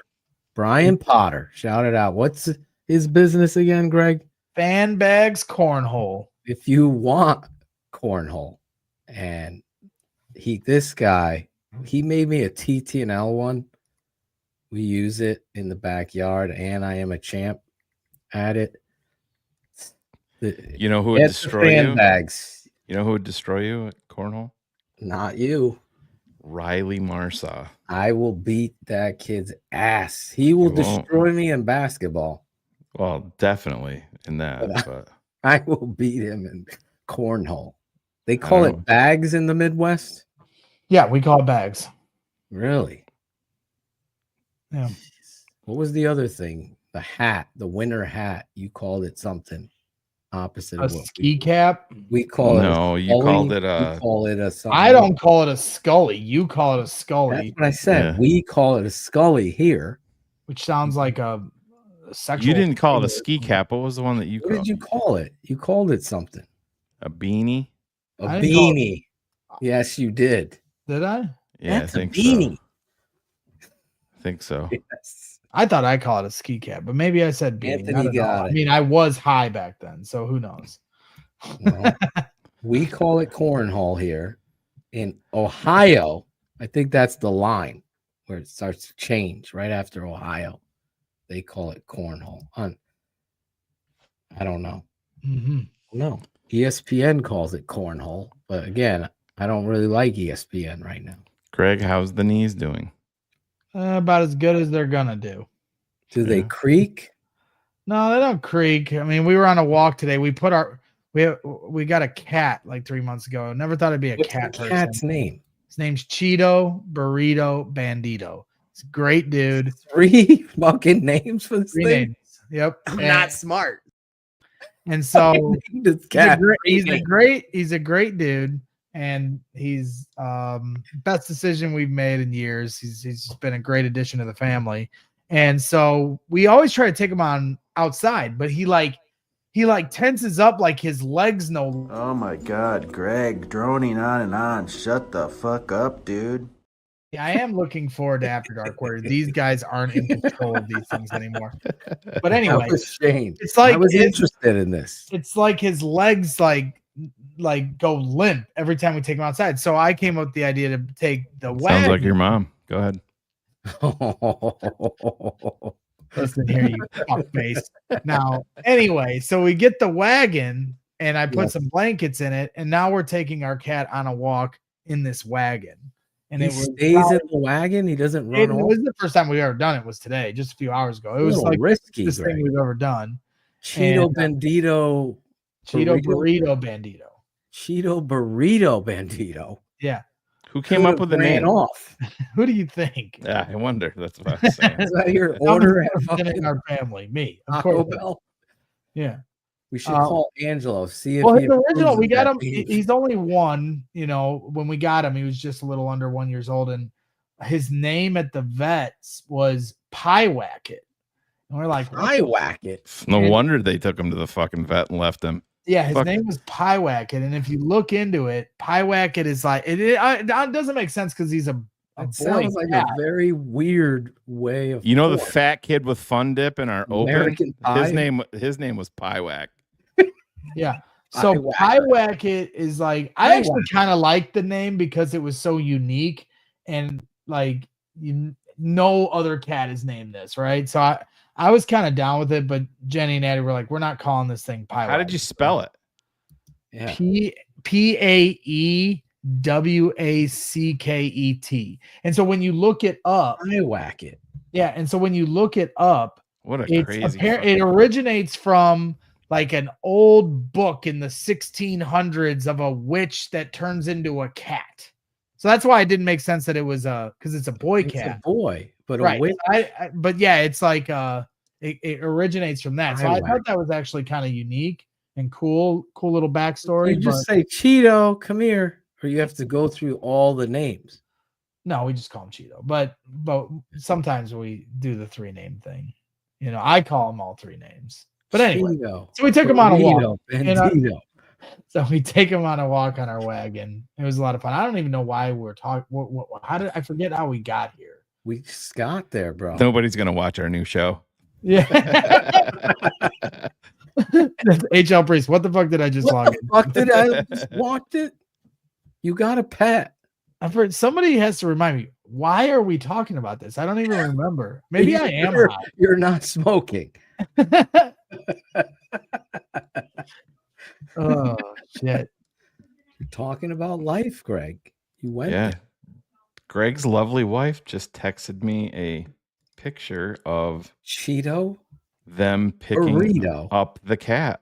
Bandito. Thoughts on first the day. name in the chat? I think you got it. I think you're just calling him Cheeto. Cheeto. Get off your phone on a show. No, I'm You're sorry. so We got a lot going on. Like what? What happened? I got stuff Cubs? going on. Smoke out here. I got Oh, logistics. I got all this stuff going on. Smoke and then out. Talk about what's Windy smoke City out? Smoke Out. It's a country music concert that happens 4-day thing every year in the city. going? Yeah, I'll be there Thursday, Friday, and Sunday. Is Travis Bajent having an arm wrestling tournament there? No.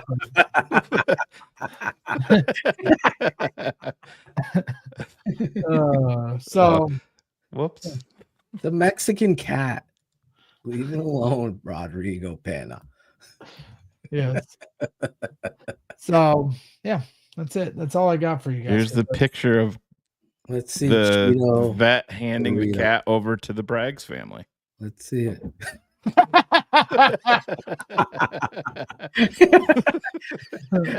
Cheeto, Burrito, Bandito. There he is. It's a really nice cat, Greg. To be honest with you, that's how I No look. wonder why he was in That's the how I looked when He we- didn't move from the wagon. Yeah. They kept him in the wagon because the cat can't fucking walk. He can't move. He's eating Cheeto burrito. Jesus Christ, are we gonna walk all day? Yeah. It's a new Lifetime show. My 500 He pound just cat. walked out of the garage. Fuck cat's like, Jesus Christ. Where We gotta do this all They didn't even have him in a cage at the vet because he can't go anywhere. Oh shit. Phil's lost it. We lost. Oh, Greg, you gotta fill up space. Oh my. He's in the wagon. Oh shit. I'm literally sweating. Of course, I go to the family.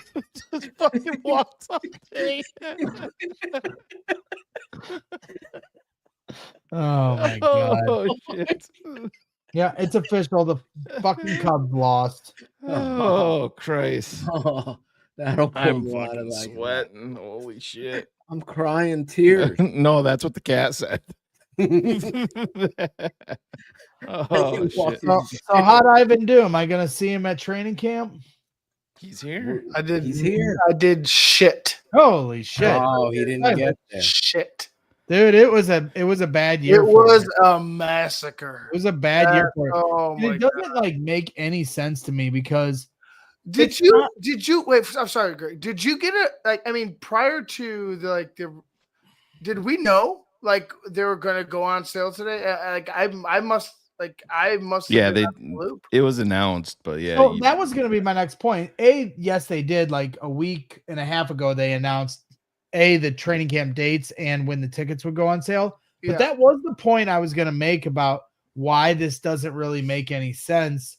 Is they put a post on Twitter, and this cat maybe knows about it, but it just doesn't feel like I'm just surprised that many people actually know to be ready on Wednesday morning at 10 a.m. That's what I'm saying, because I think people are getting them to sell them. That's my theory. Well, everybody keeps blaming it on bots. I don't know. I mean, you only have it's a capacity of 1,800 fans a day.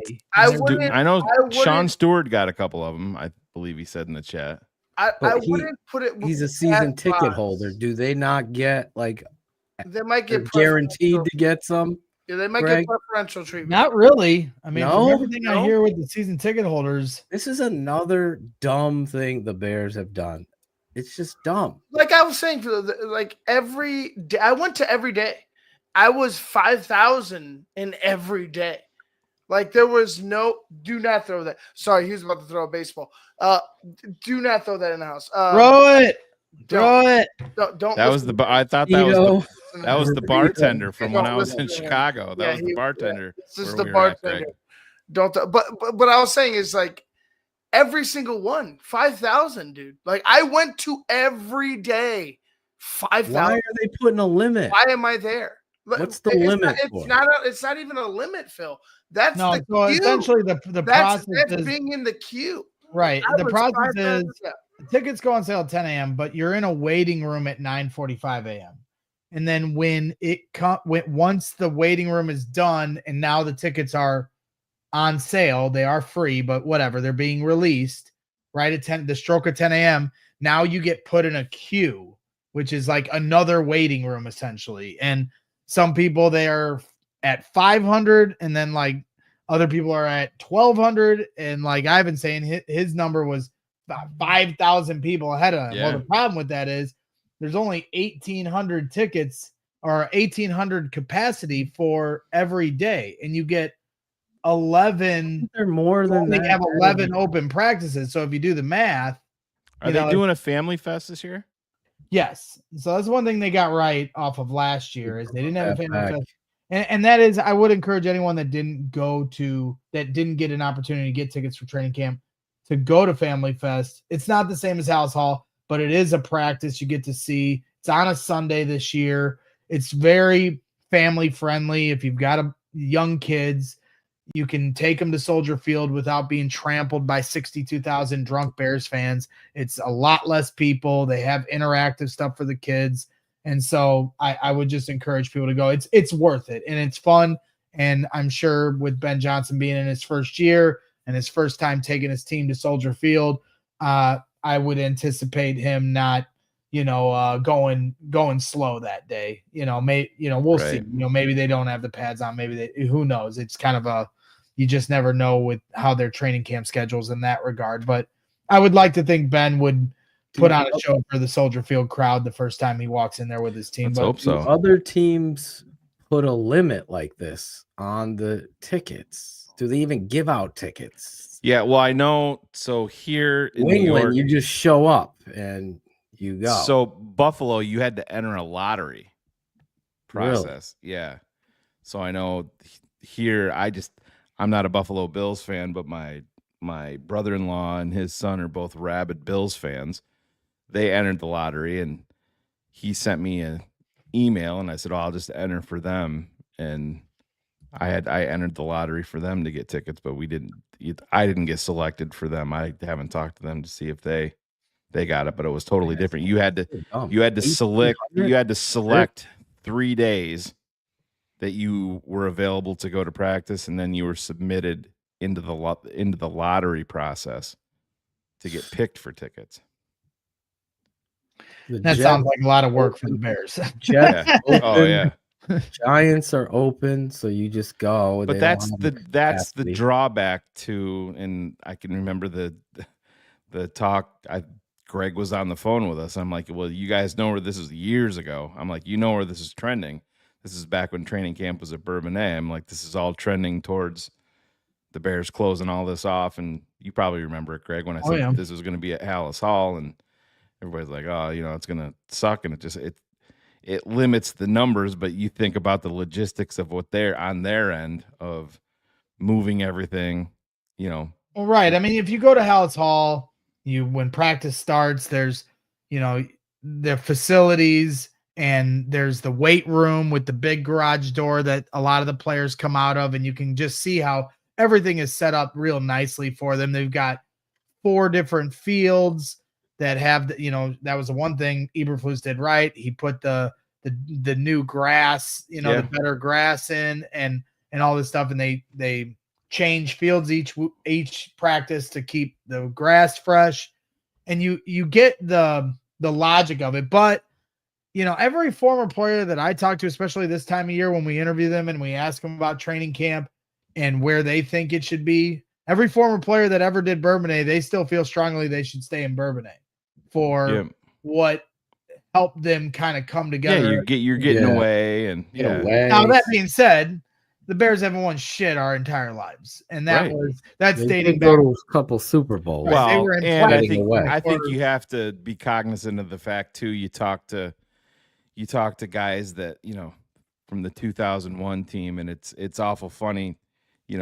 Back when they were playing, they'd listen to the old guys say, "Oh, we didn't have 2-a-days, we had 3-a-days, and it was pads every single practice for 6 straight weeks." And now those guys that we were watching back in 2001, now they're saying the same thing. Oh yeah, we had 2-a-days every single day, and it was pads. When McKee came on, he was talking about, he was like, well, Lovie Smith's practices at camp, the first 5 days we were in pads, because I asked him, like, how many live sessions did you guys have? Because last year they only went live for one series on one of the 10 days of open practice. One time. And that was one series. So that's like maybe 15 plays. Yeah.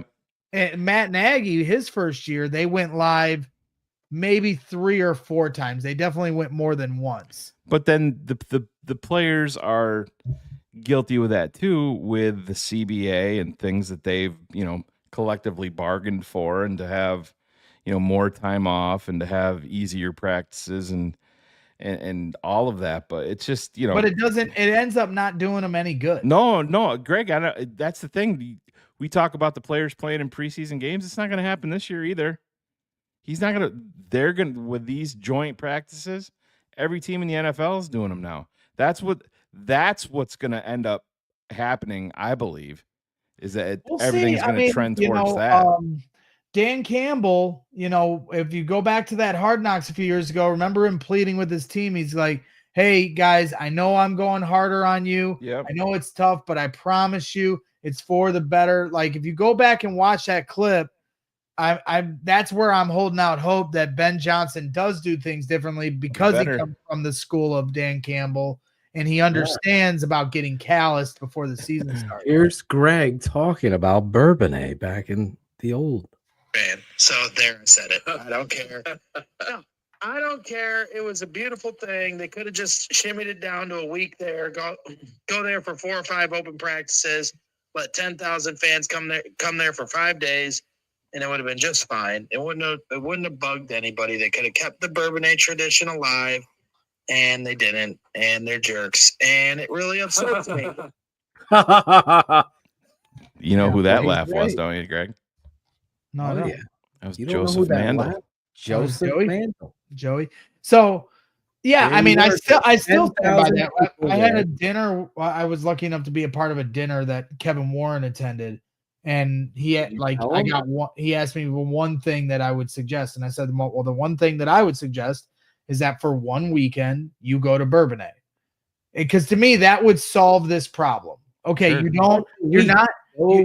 you go there for a Saturday and Sunday. You got 12 open practices. 2 of them are dedicated to a Saturday and Sunday in Bourbonnais. You don't have to take your entire facilities there. You can go there for a one-night overstay. Have that weekend be Family Fest. Right. And now you have it's unlimited capacity. The first time Jay Cutler walked out at Bourbonnais, there was 15,000 fans there. Yeah. So everybody gets to go in for free. Anybody can show up whenever they want. They don't have to fight over their tickets. And so anybody that can't get to Hallis Hall can now go see a true training camp, because nobody likes to see the training camp one at Soldier Field, apparently. I don't have a problem with it, but I understand why other fans do. Go to Bourbonnais for 2 days. Now as the Bears, you're giving back to a town that they used to, like, just from a revenue standpoint, Bourbonnais Right. is a desolate. There's not that much out in Bourbonnais. I'm not trying to throw Bourbonnais under the bus, but there's not that much out there, and a lot of their revenue for the whole year was dependent on this 1 month every year where all these Bears fans came, and now it's gone. And so I'm sure that affected businesses out there. So now you can kill two birds with one stone. You're giving back to a town that called you the summer home of the Chicago Bears, and you're helping out the fans that weren't able to get to Hallis Hall. I think it's a home run idea, but I understand logistically that there's some hoops you got to jump through and all these different things you have to do to take a truck and all the equipment and all this crap and convince your players to drive down and, Bucktown. Well, it got them away from it. What? Gets them away from the routine, and it brings a group together when you're living in the dorms together. There's right. I mean, when they did the joint practices in Indianapolis a couple years ago, that was the closest I've felt to Bourbonnais in years, because their facilities are very Bourbonnais-ish. It's more of a professional setup than Bourbonnais, but like they're away from Indianapolis in this town called Westfield. It's like in the middle of this forest, essentially. Sure. And they have like these huge facilities, but when you go there, there's like a trail the players walk through that's like in the forest, and then they just kind of appear onto this field. So it's almost kind of like a Field of Dreams type setup. It was great. And you're right about it was a 2-day thing where the Bears kind of mix up their routine, kind of come together, get out of your own beds. There's something to that in terms of chemistry. 100%. I mean, I know it hasn't.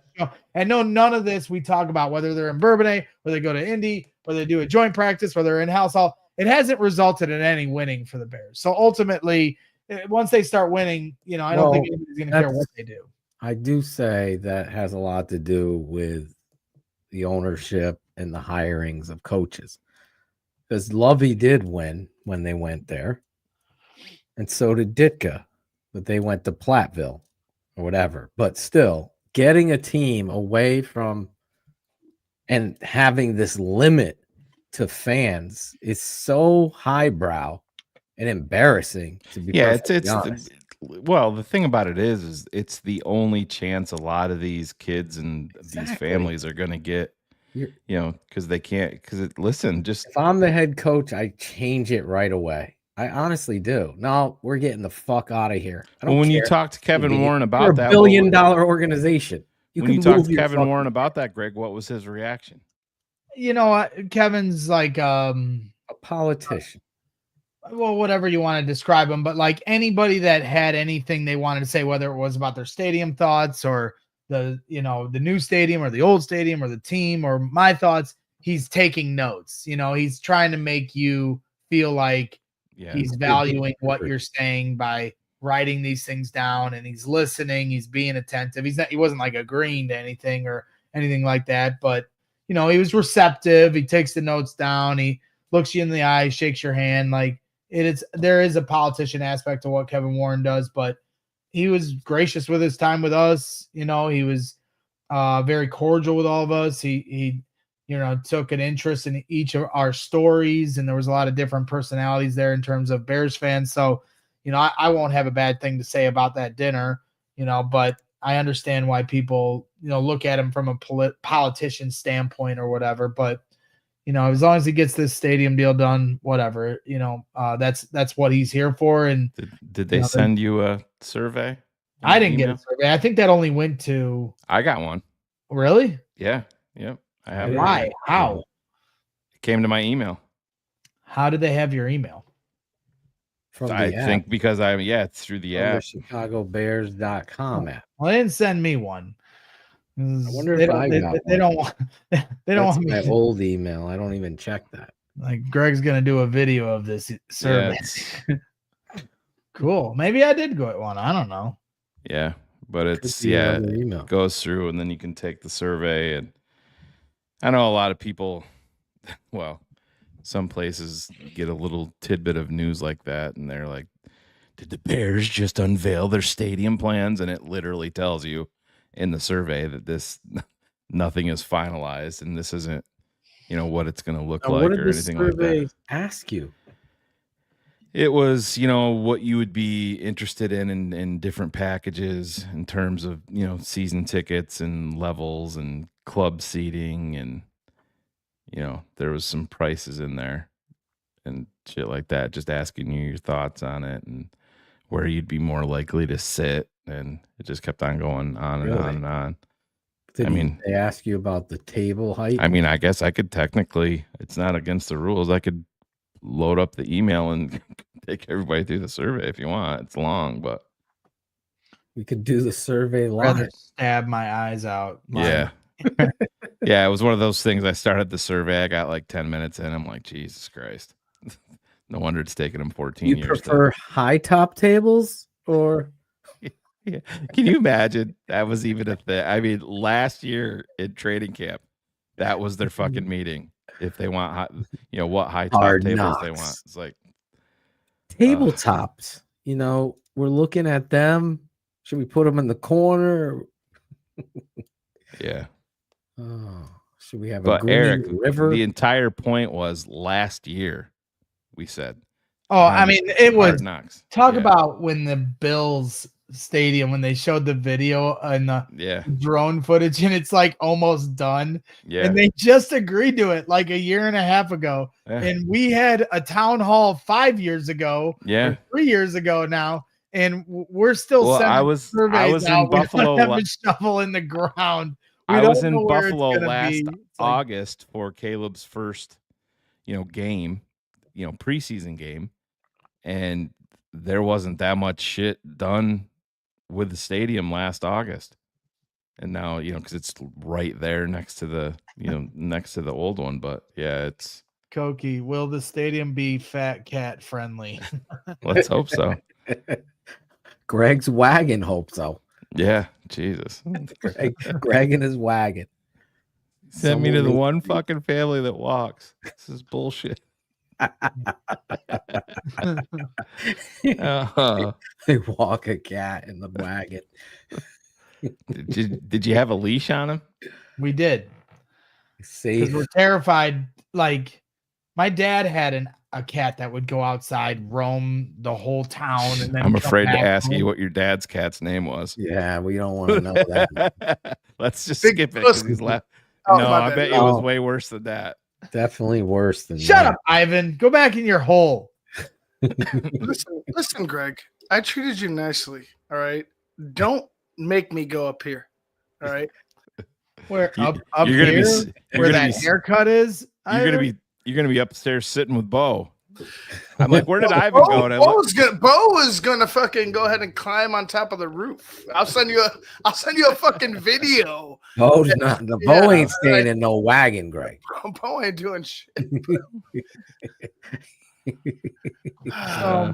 Anyway, Yes. Greg Braggs coming on the show announcing, if you're late, that CHGO and TTNL are teaming up Monday nights, Greg.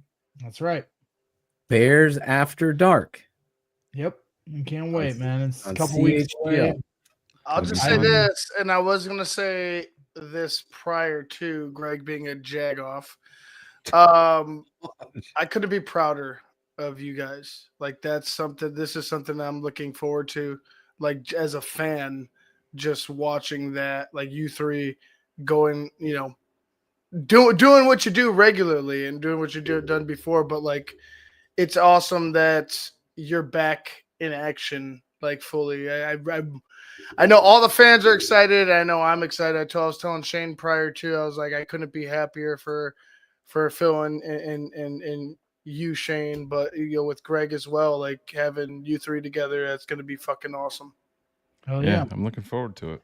Hopefully we have a fun Bears team to talk about. Oh God, wouldn't that be nice? Hellfire. Can you imagine an entire season of positive draft Dr. Phil rants? That would be awesome. Bears win again. Caleb threw no interceptions and 3 touchdowns. People are man. pining for interceptions.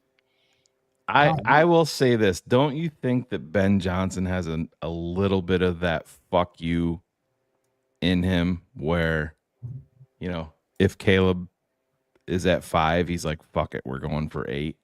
Right. You know what I mean? I think Ben Johnson's got a little bit of that in him. Yeah. What's that? He did the stumble fade. Yes. Yeah. I believe what I'm saying. But that's what they need. You know, we talk about the Bears getting some players in here that, you know, listen, I understand you want, especially at quarterback, you want them to kind of be even tempered, but there's nothing better than when your fucking quarterback makes a big fucking play and he's excited on the fucking field, then the fucking fans in the stadium get excited, then the players get excited. It ignites everything. And you see that with Caleb Williams and, you know, the abilities that he has. And I think Ben Johnson is a big believer in that's got to be a big part of your team.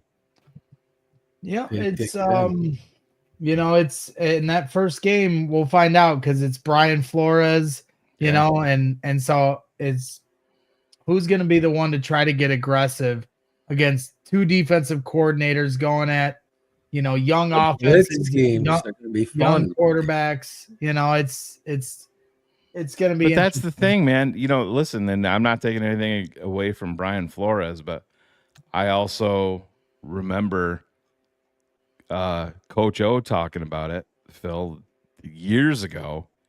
As a quarterback, you got to get to a fucking point where you're like, oh, you're gonna blitz me? Let's go, bring it. That's exactly what I fucking want. I thought he did great against Flores's defense last year. The hate on Caleb, I know this is how we started the show, is absolutely pathetic. And it reminds me a lot of Caitlin Clark in that same vein. It's like people want to see good players fail. Yeah. That's the new age. Well, and fans want to have their gotcha moments and like, oh, you said this guy was generational and was going to transcend. It's like he's played one NFL season.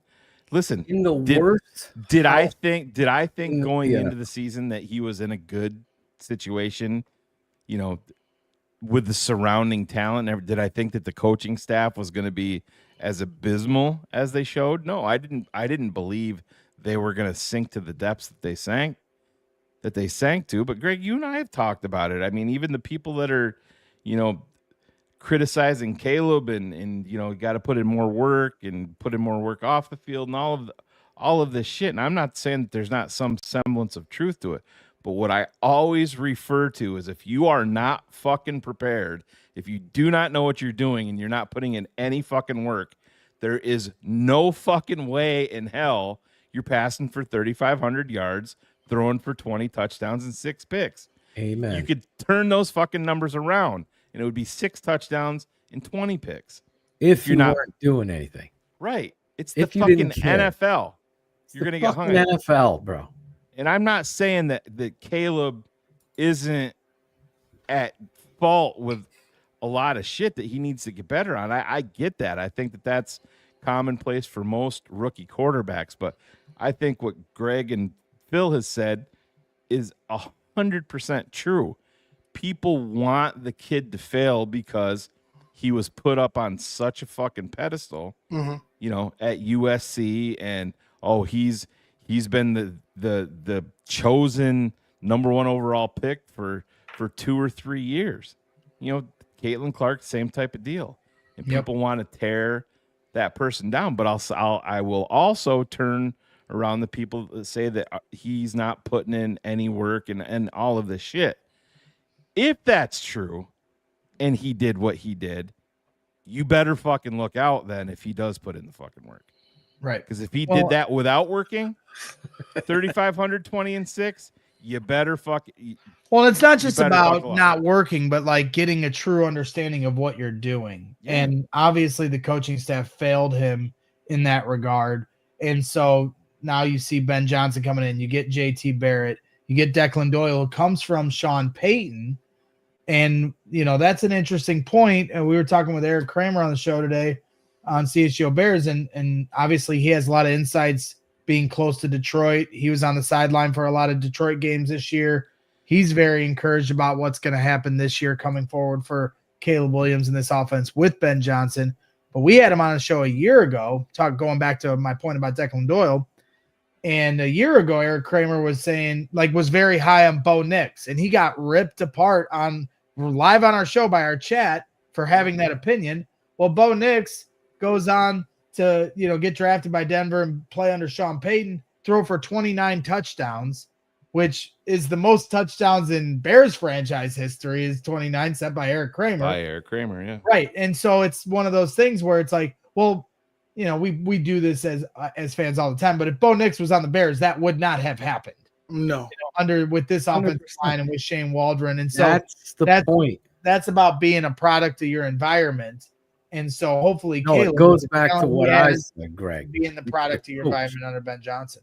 The coach is the key. And a lot of fans have laughed at that many times, including at the old network, the old man. He's like, this ain't old. This is the end. No, the coach is the key. The culture, the direction. That's why Sean Payton and people produce, because we're not looking at it the appropriate way. When there's a tone that's set and a system and a philosophy that fits together, because this is you, the team is a reflection of you, that, okay, we can't throw fades. Our guys are getting covered deep. We're going to scheme our slot open, and our quarterback's going to, and that's what these good offenses and good coordinators do. Yeah, and scheming open doesn't let you go to fucking tape and have a 13-year veteran and a 7 or an 8-year veteran in the same fucking spot. How many times did we fucking see that last year? Running the same drag across, like in the same place. What? Well, and then when you then you double down. Coaching staff is your step offensive line terrible. Line. Boom. Offensive line terrible with the worst. Thank you again to TTNL, the worst offensive line coach in football. I've said that many times because the tape said it, and we get beat up for that. But the reality is, I will stand on record always speaking the truth. It's not an opinion. I want the fucking Bears offense to be great and the line and but the truth is on the tape. If you know what the fuck you're looking at, you're not some fucking fraud like whatever his name, Swift Wind, whatever. You don't know you don't know how to watch tape or understand the philosophy. So you can't have an opinion. I'm looking at it. I'm going to show you this is fucked up. Guess who else was saying that? JT O'Sullivan, right? He was saying, listen, this scheme, this philosophy, what Caleb is doing in it without this. Kurt Warner ain't watching tape. He's just going with the fucking flow. That's what the problem is here. That's why, whether you like us or not, we're going to speak the truth. And you know what I'm going to do? This ain't a sham wow. There's more. We're going to let's watch the tape. I was watching Greg's show, and I'll speak on Carm. He said, oh my God, when I think about Caleb's numbers and I look at it, he actually had a pretty good year. Yeah. That's what we should be saying in this town. In the cultural neglect that was the Bears, this kid was able to still, to Shane's point, which is true. It's everything I believe in. If a guy doesn't care, doesn't love it, doesn't want it, you could see that. And it also will show up in their statistical analysis as well as their tape. That doesn't show up with Caleb. He's doing everything in his power to fucking win the game. Putting balls on the money, drops, lazy routes, people in the same area, missed protections. Yeah, I got to hear Matt Hasselbeck tell the world or the nation that a lot of those sacks are on Caleb. How many? Show us. Show us these sacks. I'll show you. Yeah, there are some. That's to be given with a quarterback. Well, the thing about it is, let's be honest. If you're breaking down, let's just say if Matt Hasselbeck went through every sack, and listen, the NFL Pro gives you that ability. Exactly. You know, where you get the all-20. You can literally put that in. You want to see just the sacks, it'll sort it. You can watch that. If he took the time to do that, and then you're going to go onto a forum and talk about it, you're not going to say most of the sacks are on You would Caleb never Williams. say that. You're going to come out and say, all right, he got sacked 67 times, and by my count, 58 of those were on the rookie quarterback. That's the information that you're going to come with if you actually did it. Now, did he watch 3 or 4 games? Maybe. Did he watch 17? Nope. There's no way. He didn't. I mean, I can tell you. I think the truth lies in the middle, personally. I mean, I've talked about this with you guys off the air. Like, I have had the, I have been lucky enough to, get to know Cole Kmet, and he comes into studio and he'll kind of teach you a little bit about the game and teach you about some things that you may or may not know about. And my biggest takeaway from my conversations with him last year is you can have all the knowledge in the world. You can be Kurt Warner, Matt Hasselbeck, and even Phil and his dad and guys that have broke down the tape and been there and done that and played the game. Or you can be the armchair quarterbacks like me or fans or whoever that have an opinion. You can be JT O'Sullivan who break down the tape. But unless you're in that room and every single person's responsibility and the rules that they're playing with and who's following them and who isn't, who's running the right depths on their route. Like, there's so many different nuances that you guys understand. Most of us understand them, but I think for a lot of us, they go over our heads and you don't really appreciate just exactly how the execution of a play works. I think that that's where the truth lies in the middle. And so you can try to assign, you can watch all the tape and try to assign, okay, it was on this guy, that guy, but ultimately you only know half of the puzzle.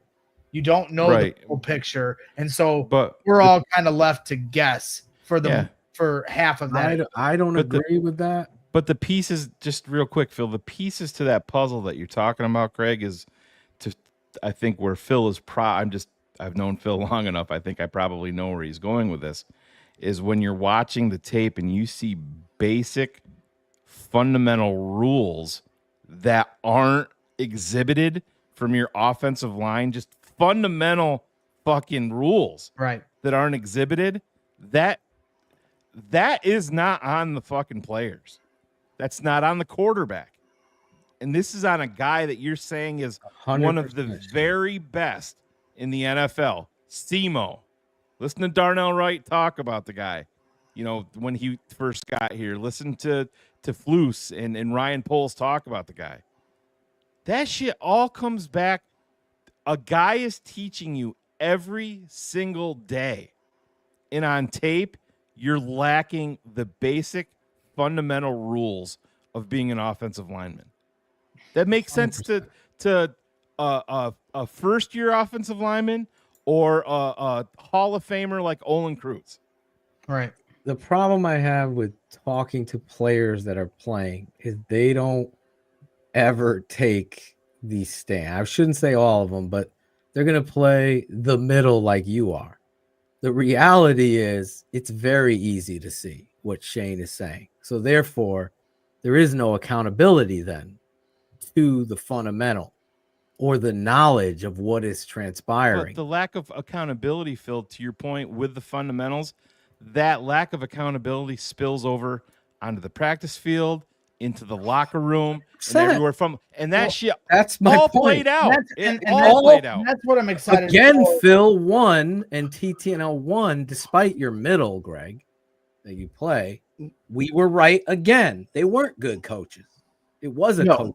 Well, and I think there's a good example of that already this year at minicamp. We weren't there, or OTAs. I wasn't there, and I'm excited to see this kind of example here coming up at training camp.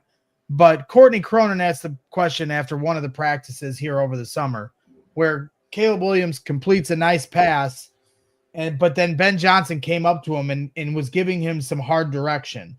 And Courtney was like, "Hey, what was up with this interaction after this completion in 7-on-7s?" And for most fans like me or somebody in the stands or content creators, they're charting completion here on 7-on-7. Yeah. No, Ben Johnson said the ball wasn't out fast enough. And so that's good. And he's got to get it, so like and I guess what he was saying was like, you can't do that, Caleb. You cannot do that. And so And I was just saying, Greg, did you? I don't remember seeing That's that type good. of communication from a core, like any of the coordinators, the head coach, to Caleb, to Justin Fields, like that. Like I don't like, and you're not gonna see him go probably off on him and like motherfuck him up and down the field. But like, do you recall There has to be a Caleb demand. mentioning that? Oh yeah, these guys were these guys talked me up and they told me how I was wrong last year in his first year. No, I don't remember any situation where they were like, yeah, they held Caleb accountable. He was wrong on this throw. It almost seemed like they were trying to cover up their tracks by just Well, I allowing mean, Caleb. I don't think. I mean, they're coaches, so I think at some point they probably did say something critical. But to a man, at some point halfway through the season, almost every player was saying, "We need tough coaching. We need to be held accountable." And so I think at some point the writing was on the wall that they weren't doing enough of that. Now, I do think that there is some personal accountability that the players have to own to themselves, because it can't just be the coaches holding the players accountable. Right. The There's a players lot. There's have a to lot of hold it. each other But it accountable. starts there, though. Yeah. I've always said this. Like, I will see it right away. Like that Vikings game, I'll know. Okay, what kind of coach this is.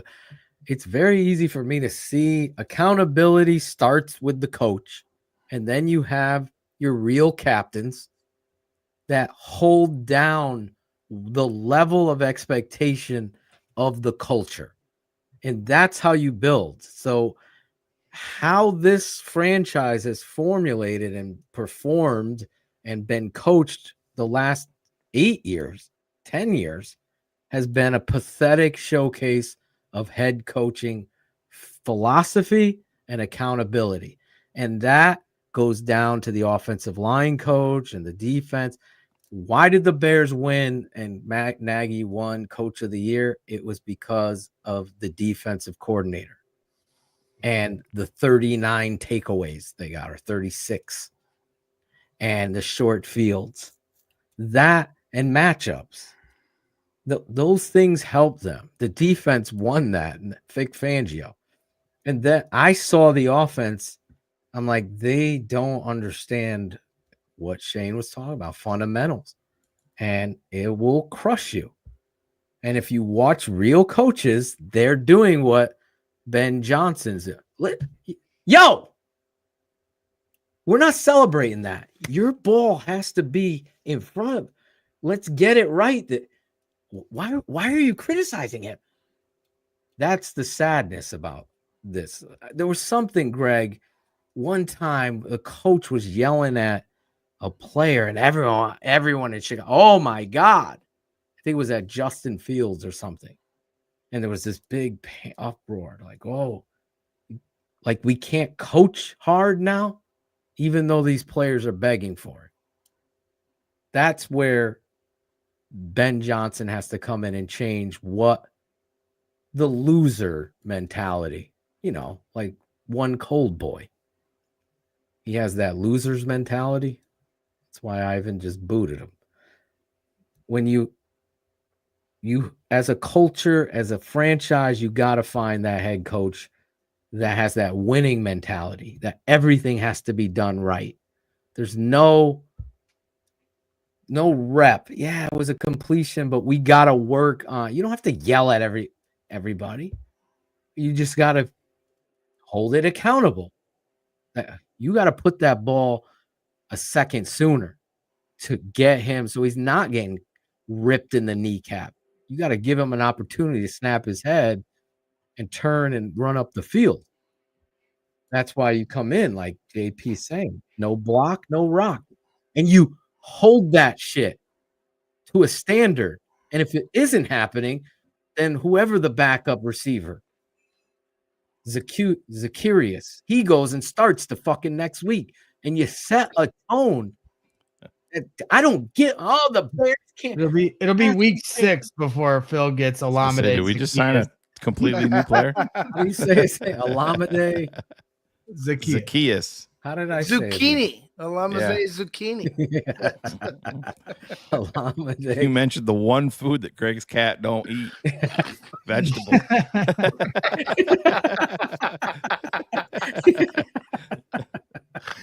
Oh my God. All right. Well, I'm going to bed. Yes, Greg. Yeah, we're gonna get out of here too. I gotta We're get gonna up get bright outta and here, too. early for the smoke out. Are you watching anything? Oh, are you now, going? Greg? You're going to the I'll Windy be there City? tomorrow. What are you sleeping behind the wheel this whole show? He I was said it like taking 4 Did you, times. see, did you not see me Bo was taking on care the of my roof. son, you scumbag? Oh, what a father. Father of the year over here. Jeez.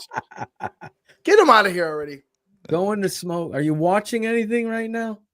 No, I'm not watching anything. I mean, like In general. In general, like a movie, No. a show, a Series. I have watched the couple documentaries on Netflix, the train wreck ones. I watched the poop cruise one. Did you guys see the poop cruise on Netflix? Is it good? Yeah, I saw that.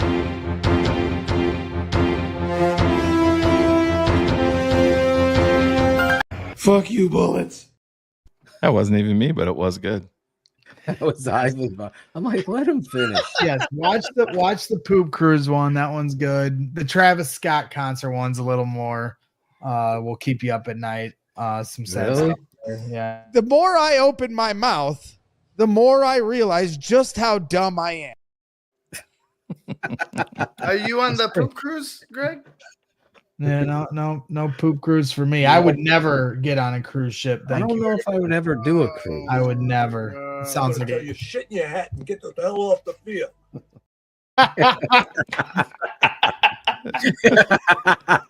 That's perfect. That's some good producer work. You're welcome. It's really good. All right, guys. Well, I look forward to it again. All right, brother. Big news. Bears After Dark in a couple weeks with these two idiots, and I'm looking forward to talking Bears and getting us into the regular season. So, Rank should be joining us. You know, his schedule's kind of always all over, so no guarantees, but he should be there for the one that we start up here in a couple weeks. But just stay tuned for updates, and I look forward to it. And we got a bigger strip. That's right. Don't call or text me for the next 10 days. Perfect. Well, we're gonna wrap up there too. We're gonna get out of here at the same time because we just fucking feel like it. So we love you guys, and we will see everybody soon. I guess. Show. Greg's Fat Cat. Yeah, That's right. It's Greg's back. Fat Cat. All right. Good night, guys. That's it.